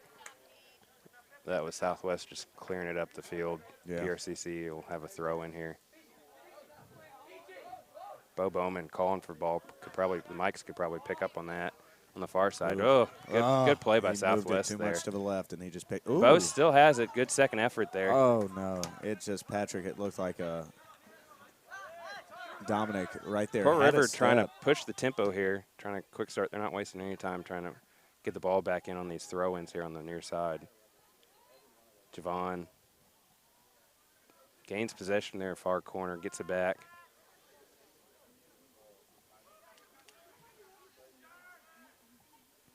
Cooper Grafe inside the Dom, back out to Javon, takes the couldn't quite tell if that was a shot or a cross. But Bo Bowman now has it on the near corner. He's got 2 defenders on him. Dylan Peachy's trying to give him a passing option, but he's dancing. Ends up Out on clearing them. it. Good play. Good play by Southwest to clear it out into the pines, and literally into the pines. That'll earn a always dangerous corner kick for the Wildcats.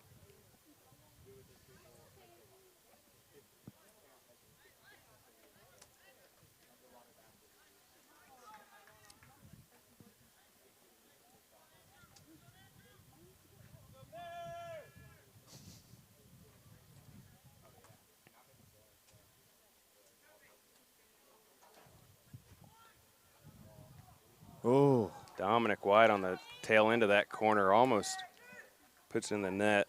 Got his head on it. Yeah. Just over the post. Good opportunity there for Patrick, PRCC. PRCC's really picked it up offensively. The Wildcats, they've been making plays. They've been drawing some plays up, and they've gotten their one-on-one matchups that they've liked. Just haven't been able to punch it in yet.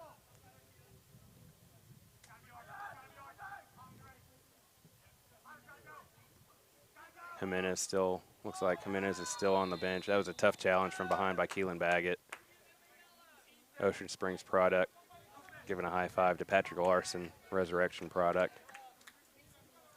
Southwest with the kick.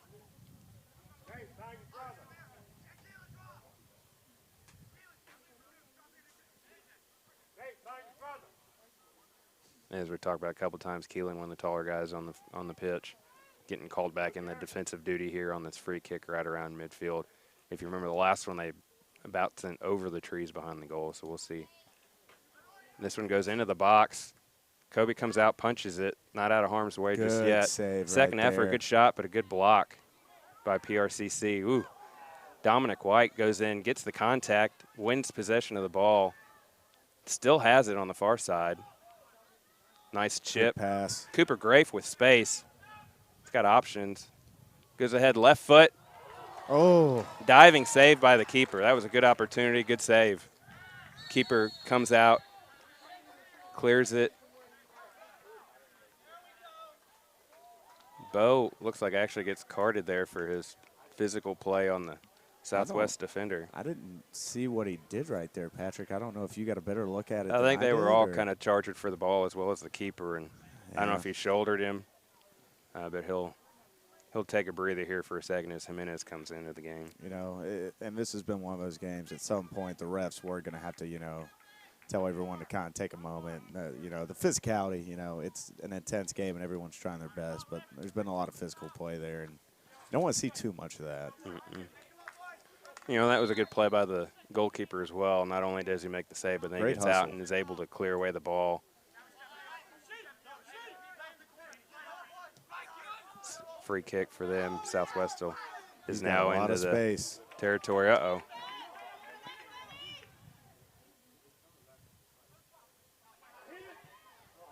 Good play. And right Holland there. comes up, clears the ball out of harm's way. You say harm's way, and then, Patrick, you almost got hit with the ball. I got back. I know, spoke too soon. Dangerous job, this job.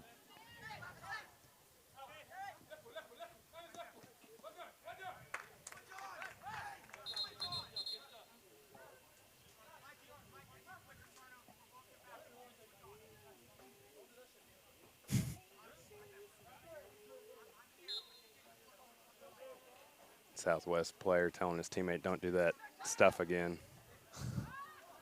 For those who maybe didn't quite hear that on the hot mics. Good defensive play there by Andrew Elkins. Not over yet. Spunerama. Oh, off the post. Had Kobe froze. He was frozen. Then I guess probably a third opportunity there, just wide right.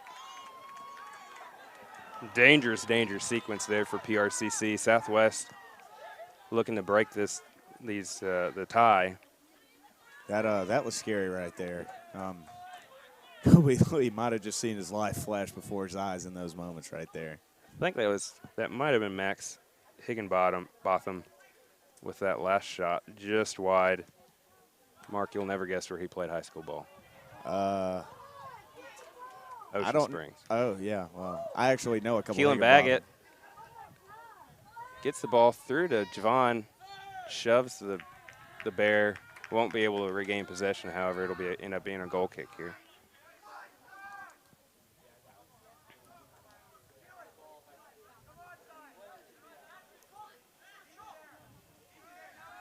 Bo Bowman still on the sideline after receiving that yellow card in the 65th minute. Andrew Holland goes in hard with the Southwest player. They're ready to quick start on the throw-in. He's going to have to track back quickly. Ethan Hodby does it. No, Andrew Elkins manning up all the way over here on the perimeter. Playing real stiff defense right there.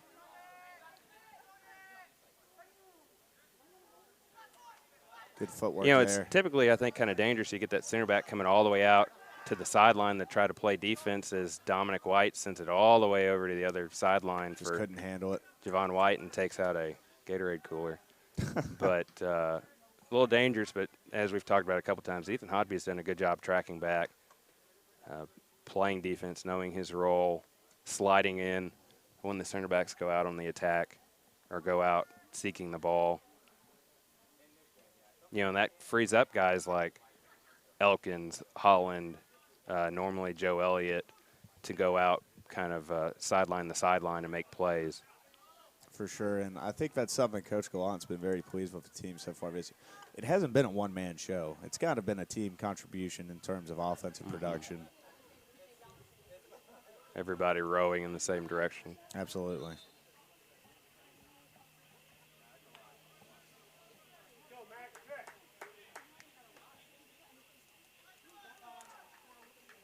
PRCC looks like they have the throw-in on the far side.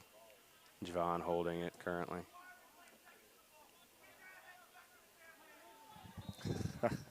Hands the ball off to Pasquini. Elkins barking commands as Bo Bowman's back in the game. Dances one defender, can't get around the second, however. Good play by Southwest. Now they're going to try to send it out to midfield. Andrew Elkins with the header. Bounces through a couple players. Southwest will try to get back in the attack. Jimenez tracking over, playing defense. Actually, it looks like Wow. Thought maybe Jimenez knocked it out, but turns out it went off a Southwest player, so PRCC will get the throw in here. 20 minutes left in regulation. I would like to remind the folks tuning in, Patrick, that there is an overtime period, but there is no extra penalty kick period after that. So a tie is possible.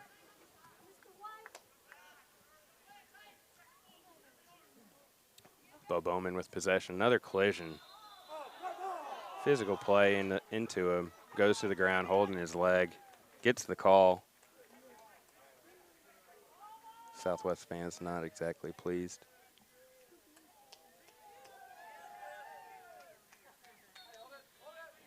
Andrew Elkins looked like he had to go track down his shin pad after playing that physical play here on the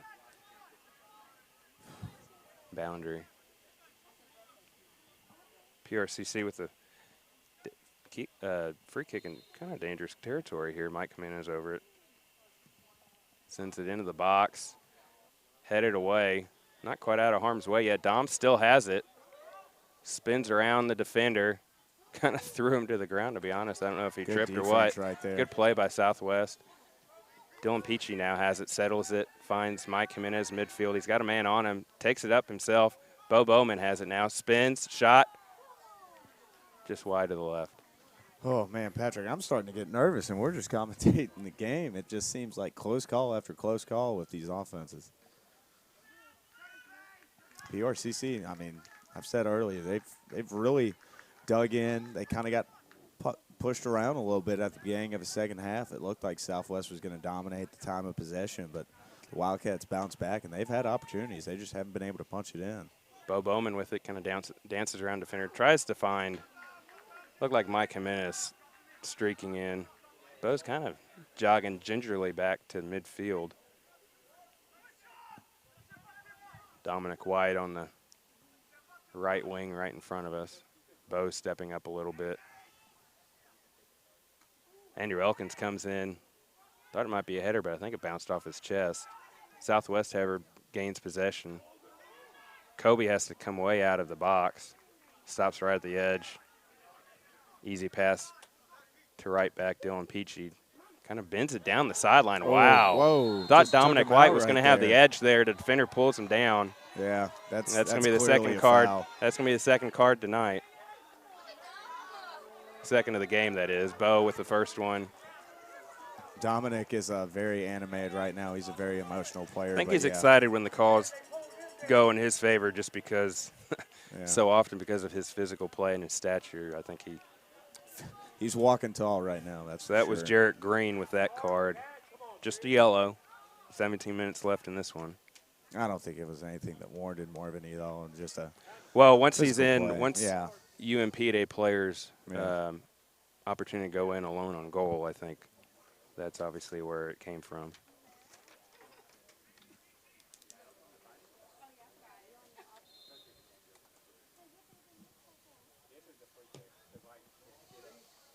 Let's see if I can do something with it. Still alive there. Cooper Gray, Bo Bowman tried to find play by Southwest. Ennis over here on the right side. Good play, though.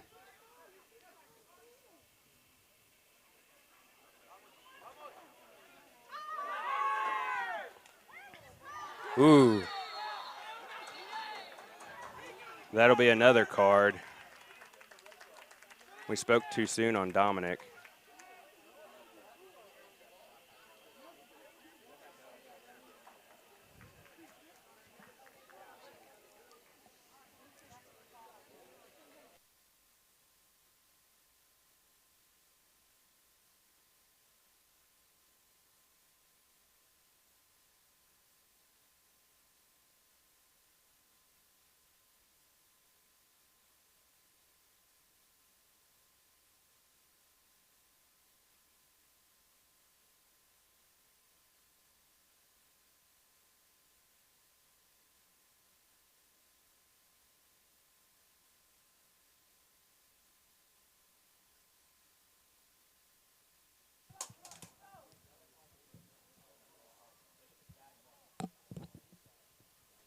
Possibly the biggest cheer of the night from the visitors section there as Dom receives a red. Drew Gallant over there trying to plead his case. It's going to be a tough one. That was a difficult tackle from behind. Yeah. Deserved a card at least. It just looked like frustration there, and that's just a mental mistake that you can't afford when you're playing a team this caliber. You get caught up in the moment. You're trying to win the ball back. You know you don't have position, so. Coach Gallant kind of joking back and forth with the Southwest players, but yeah, that's a mental mistake you're not going to be able to afford against Southwest. Still plenty of time left in the game, but that could come back to hurt the Wildcats. Now they're going to be playing a man down. Yeah. You almost got to wonder if they have to at least alter their formation, their attack a little bit, just to play back. Maybe you play for that. Maybe you play for that draw. Maybe you try to play more of a counter game. I have a feeling, knowing Drew and what he wants to do with this team, I don't know that will be the case, but we'll see. I seriously doubt it. But, we'll see. I think he's going to try to rely even more on Bo and Javon to get in behind the back line. And they've done a good job of keeping those guys in front of them. They have had some one-on-one chances, especially Javon. But Southwest has stood tall when they've had to. Yeah, it looks like Coach Gallant's finished pleading his case, and where you get to play some soccer here.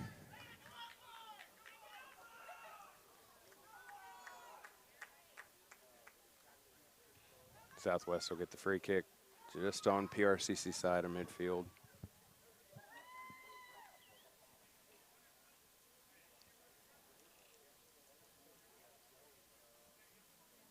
$15 minutes left.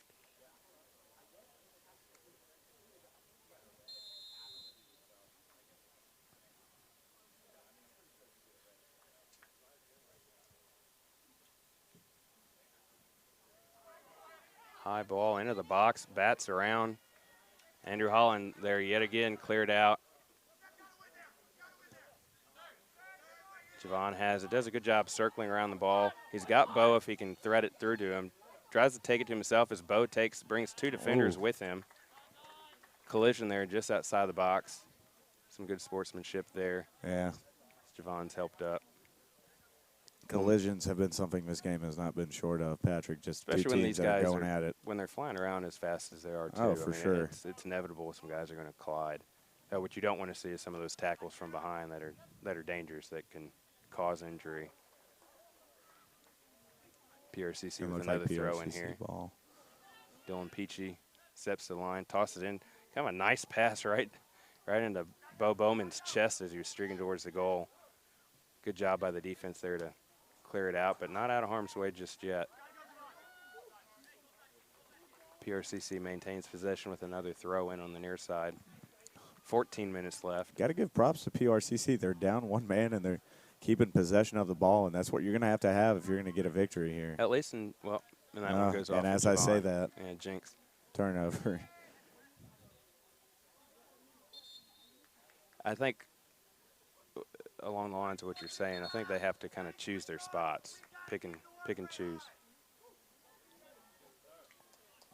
I don't know that they'll be able to keep the pressure the final 14 minutes of regulation. It's going to be interesting. Now it looks like PRCC's making a sub as well. Keelan Baggett coming on, or just juggling things around, I should say. Now Javon's on the left side, Keelan's on the right side. Southwest with the throw in right in front of us here. All the way down the field. Ethan Hodby. We just had a close call for our computer there, folks. Everyone's getting in on the action tonight.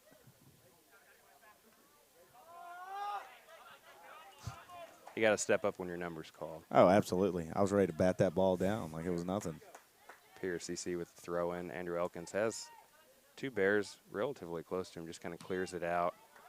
Southwest does a good job keeping it in. Now all of a sudden Southwest is on the attack. Chipped it far side. Good save. Just kind of bounced it in. Kind of a wishful cross pass that went right to Kobe Lee. Scooped it up. Ball ricochets on the far side, goes out. Referee, I don't know if he was signaling somebody else at first, but it looked like at first he signaled Southwest ball, but PRCC ended up getting the throw. And Andrew Holland clearing it back out. Cooper Grafe trying to track it down midfield. Southwest thought they'd try to spring somebody through the back line there, but short pass. Andrew Holland again. I think that's kind of his role right now in the final 12 minutes, just clear it out. Yeah. Don't think, just clear. Southwest, Chip you can bet. tried to find somebody on that right side streaking in. Kobe Lee does a good job recognizing what was going on. Jumps out, gets the ball, throws it out to Ennis on the far side. Patrick, you can bet with PRCC down a man. Southwest, whenever they get the opportunity, they're going to take their shots. Ennis with a sliding through ball, trying to find Bo. He almost caught up to it. Good clearance by Southwest. It'll be a throw-in on the far side. Just under 12 minutes left in this one now.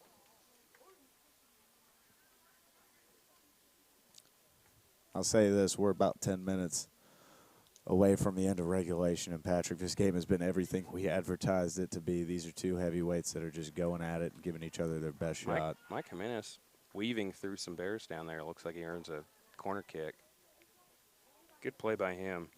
You know, he's one of those guys Drew talks up, his high school coach, Jeff French, talked up as being one of the more skillful players around. And you can see it in instances like that where it just kind of dances around opponents. In their 6-4 game at East Central, I believe he ended up with 3 assists in that one. Corner into the box, referee blows it dead. Too physical.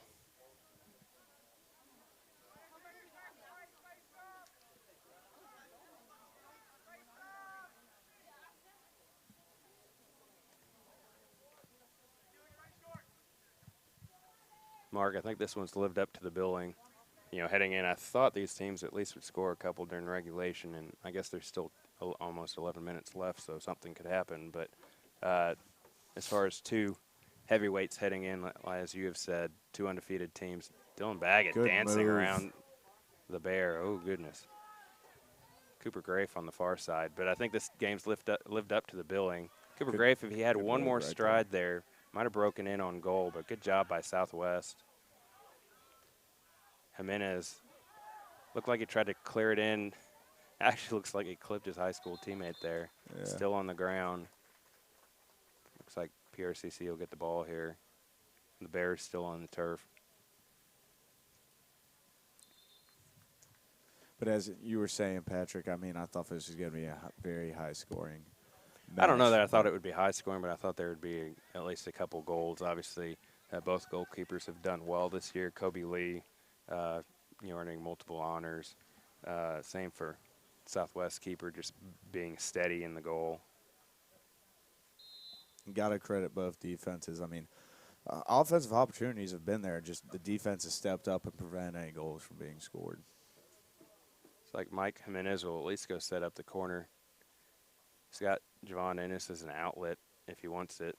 Sends the ball in, hard driven, into the box. Oh.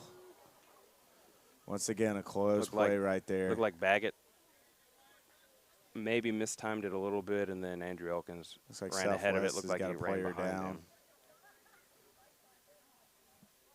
I think he just might have landed on something funny. He's getting up.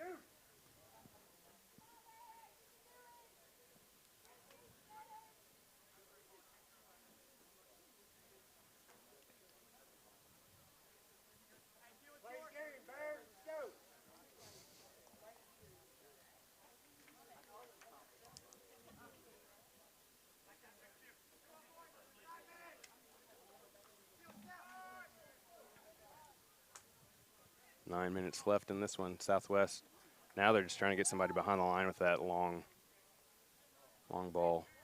Good job by PRCC. Ennis has it.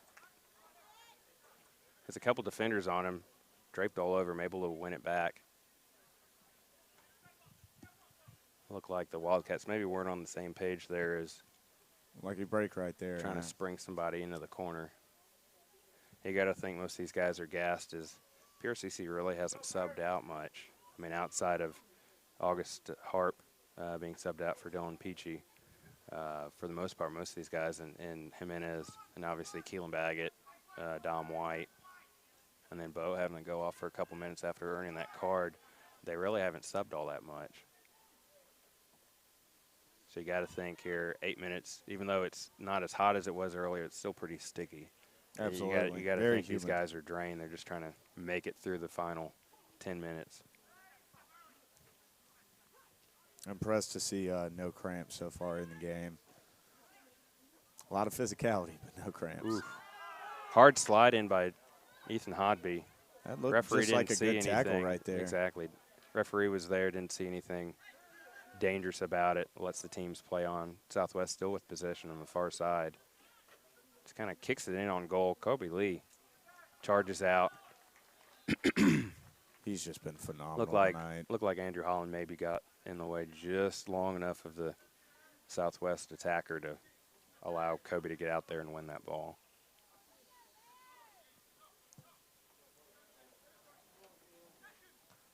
Long kick. Keelan couldn't quite get to it, neither could Bo. Ooh.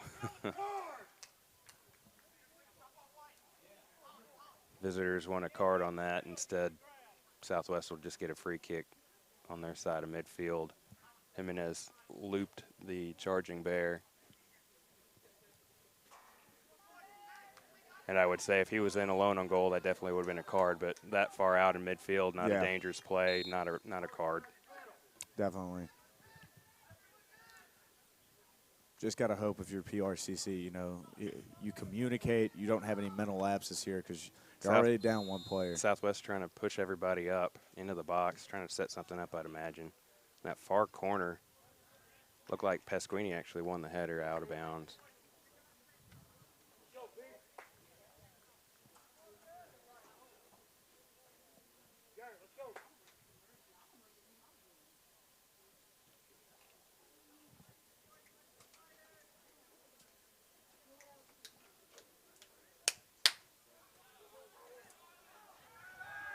Javon Ennis with it now at midfield, trying to counter. Southwest is 4 defenders back. Good play, stepping up. Good play right there.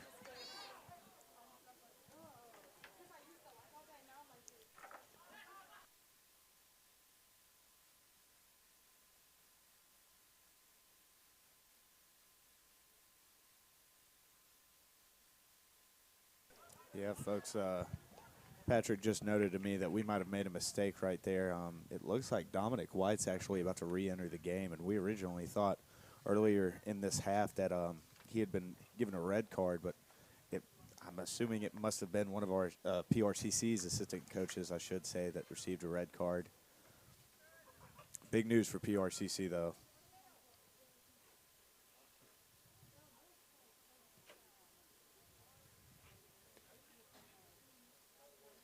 Curious to see how the end of this game plays out if PRCC goes into kind of more of a survival mode, as that kick may show, as Elkins just sends it over the dugouts.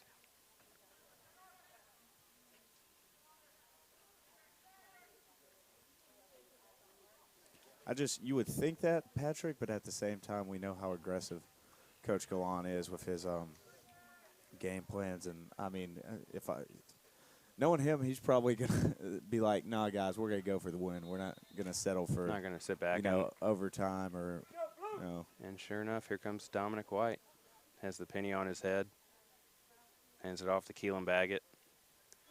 Got to imagine he'll move up top and Bo will slide back into the midfield a little bit.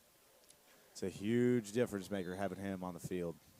I think so. There's just not a lot of guys with his blend of speed, size, athleticism. When he breaks in on goal, he's about as dangerous as anybody.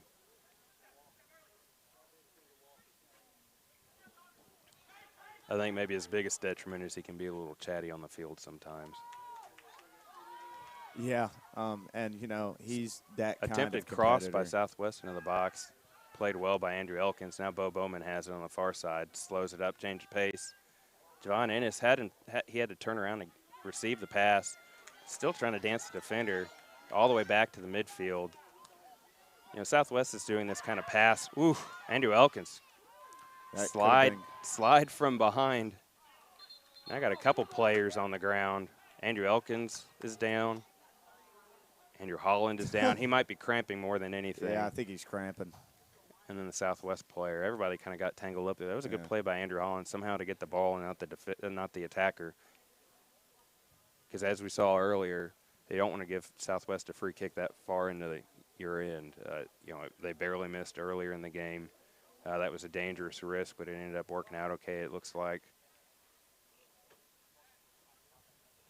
But it looks like they'll actually send the trainer out now to look at Andrew Holland.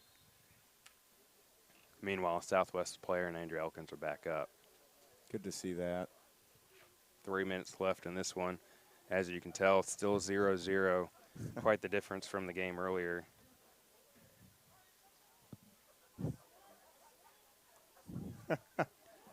Dominic White has the home bleachers and yeah. stitches, pleading his case from the earlier he card. He is a character. I swear. For sure. Said he didn't touch him, I swear. You got to hope here this is just a really bad cramp. Andrews, and he's putting he's weight at least on it. walking yeah, off he's the walking field. On it, so now he's got a little help from the trainers, which worries you a little bit. But yeah, but at the same time, not too much of a limp, just kind of gingerly walking.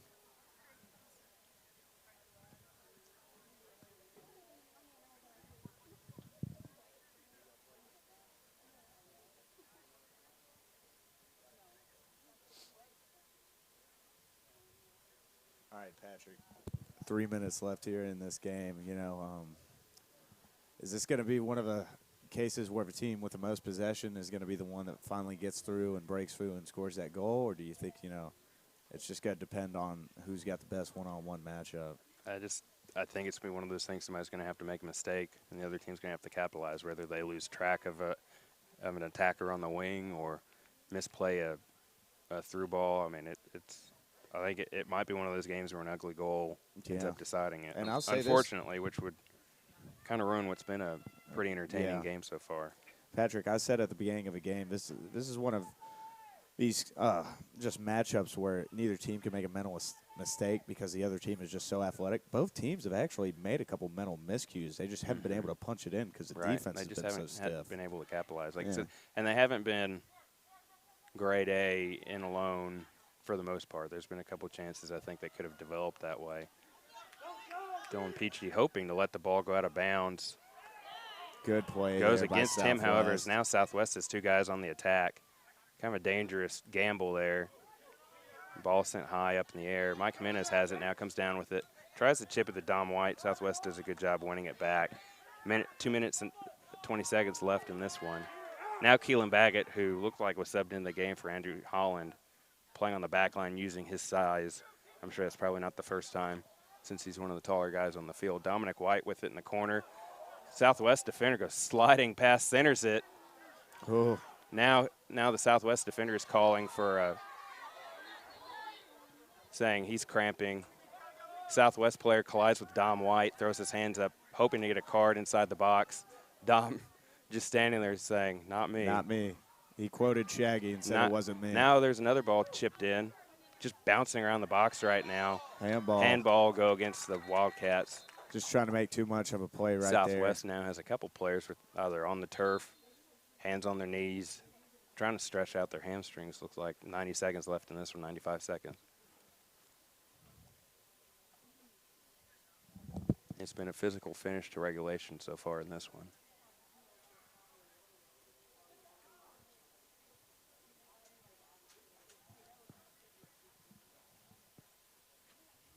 Now the Southwest trainers are jogging out.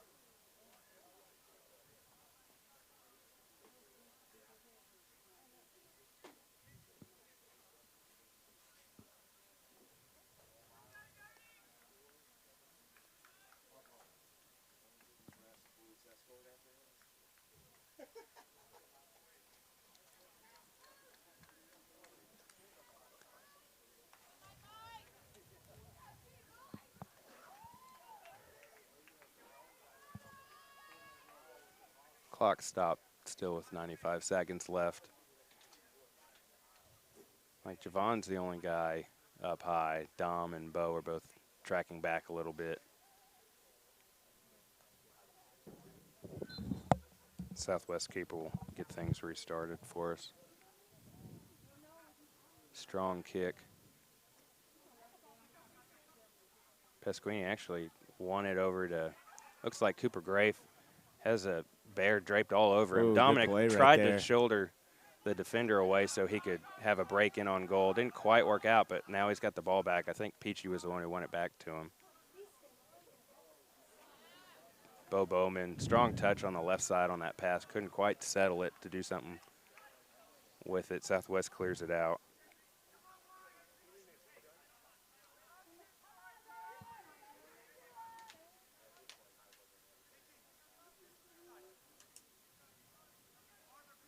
Got about a minute left, Patrick. PRCC's got the possession. They really need to try and make something happen here and just win this game right here.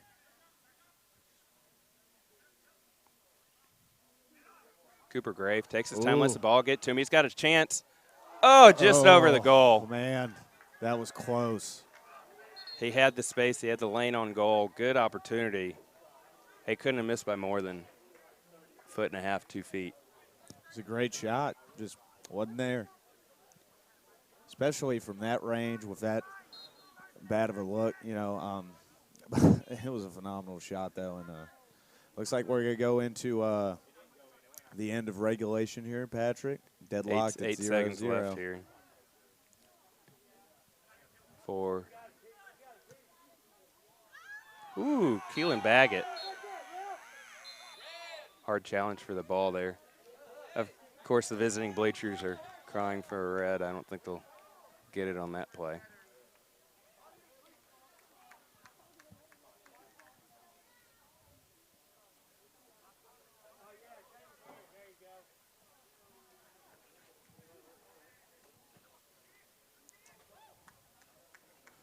Ooh, pretty intense game. Wouldn't you say here, Patrick? Say so, like we said. I think it's at least lived up to the billing. It's been an exciting game. Both teams have had some chances. Cooper Grafe had maybe the best one outside of Bo's earlier. Phenomenal shot there. It's just, you know, unfortunately for the Wildcats, didn't sink in. Setting up for a 10-minute overtime. Both sides are trying to catch their breath, get some water. We're going to take a short break before we restart with the overtime period.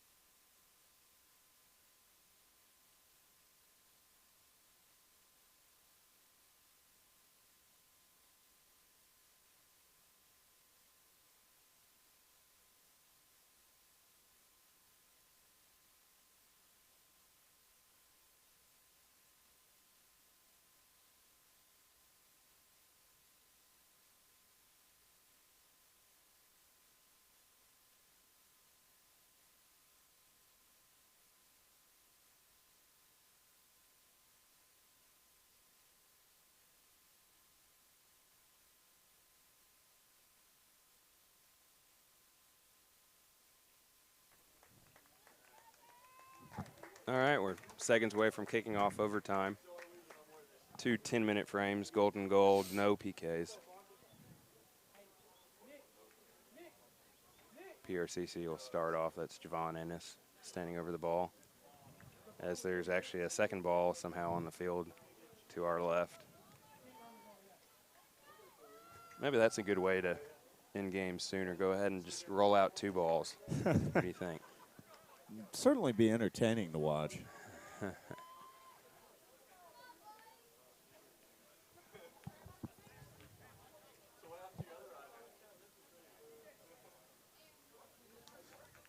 Looks like PRCC will stick with Pasquini, Elkins, Baggett, and Peachy in the back.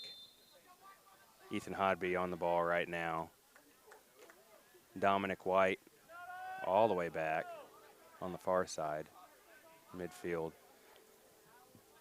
Mike Jimenez and Cooper Grafe at the midfield attacking positions. Bo Bowman split out wide left. Javon Ennis in the middle. And now Dom all the way up top on the right side.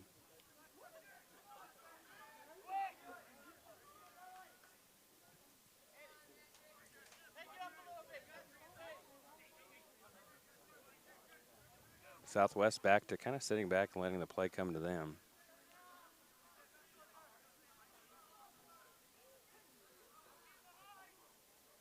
Dominic finds a thread to send a pass in on Jimenez. No call Ball was there. kicked away. Sound like PRCC bench at least wanted a call. They won't get it. Yeah. Southwest will go back the other way. There was sort of an argument for it, but it didn't look like anything too dirty. Now Southwest is in on the counter. Ethan Hodby trying to They're track driving. back.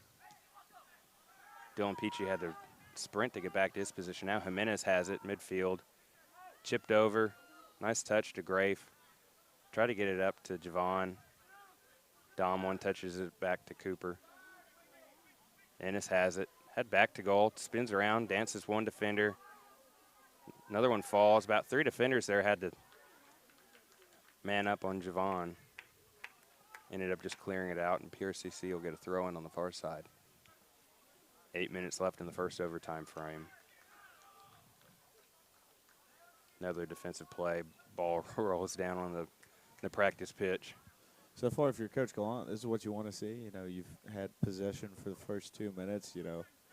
Drove a little bit, but like I said, got to give credit to Southwest defense. They have bent, but they have not broken.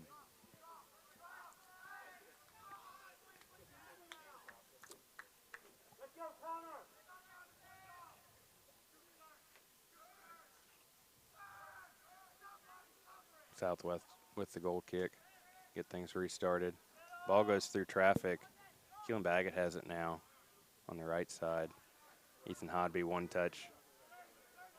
Up to Cooper Grafe. Jimenez has it. Has a man on. Serves it over to Pasquini. Just kind of settles it down. Nice pass in. Just kind of a lob in. Saw Dominic charging on the far side. Keeps it in bounds. Looks like they're calling him offside, however.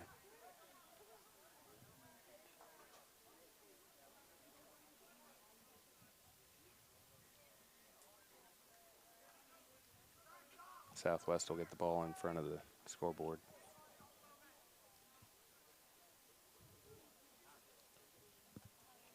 And folks, I apologize if our scoreboard's been a little bit misleading. It says second half, but we are actually in overtime right now.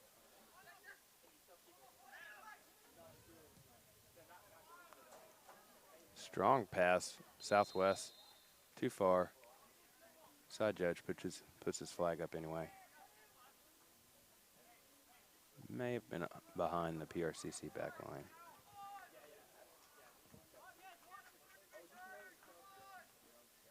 Wildcats will play it out of the back. Keelan Baggett.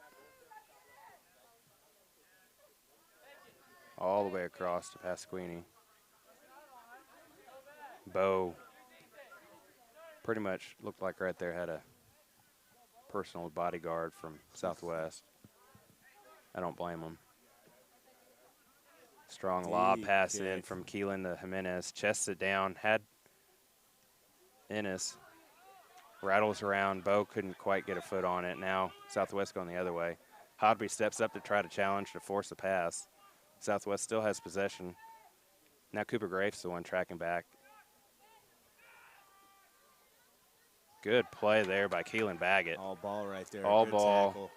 Attacker went flying over the ball, over Keelan. And that's what I'm saying, Patrick. We talked about how explosive these offenses are, but when they've been called upon, the defense has just made plays over and over again. Clearance by Southwest. A little hesitation there by both the judge and referee. Finally awarding it to PRCC.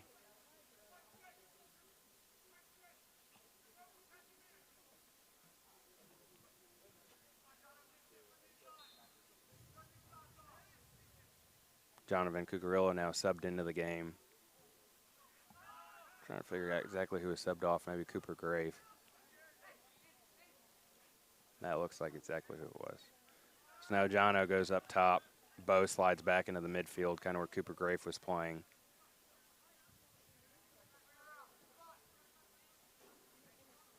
That gives PRCC not only a pair of fresh legs up top, but also a little more size. Again, Southwest just seems kind of content right now to sit back, let the play come to them, let the play develop to them. Clearly hoping to spring somebody on the counter. Hodby just kind of dancing around some guys right now. Yeah, kind of good a footwork. Light through pass that I'm a little surprised made it all the way through to They're Bo. just not playing aggressive Bo right to the now. right side, Jimenez. Nice ball into the box. Oh, Jono just almost had it. Almost had a second chance, too. Good stop by the keeper. Got to get back on defense here. Southwest may pick up the aggressive game and try to get some momentum going. That's about close but no cigar number 38 tonight, Patrick. A couple players, Southwest PRCC defender, kind of battling there away from the ball. Southwest maintains possession, however. Driving, trying to get into the box. Ethan Hodby on him. Keelan Baggett comes over. Physical play. Oh, my goodness. He cleared out the Bear. And now with 3 minutes left in the first overtime,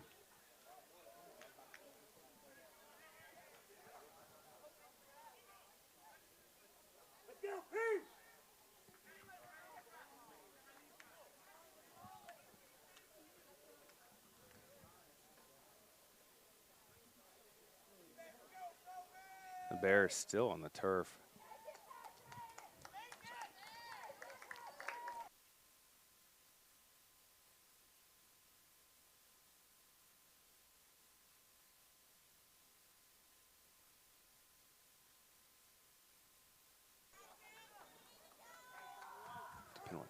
Yeah, looking like it's going to be a penalty kick here, folks. And heat Looks is like on. Patrick Larson standing over the ball, looks like.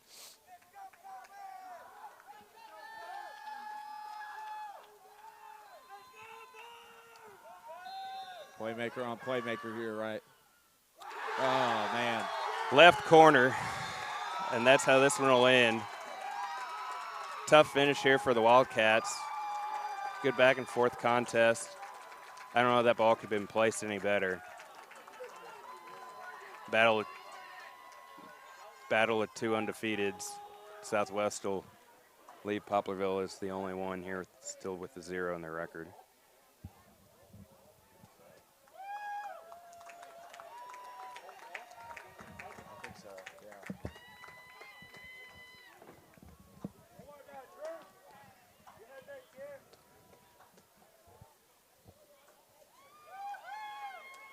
All right, folks, looks like that'll do it for tonight's broadcast, as that was obviously a golden goal on the PK.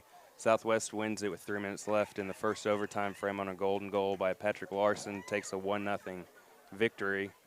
The Wildcats will be back in action on the 25th. As always, we'll have the broadcast at PRCC Athletics. You can follow all of our content, PRCC Athletics on Twitter and Facebook, and PRCC_Athletics on Instagram.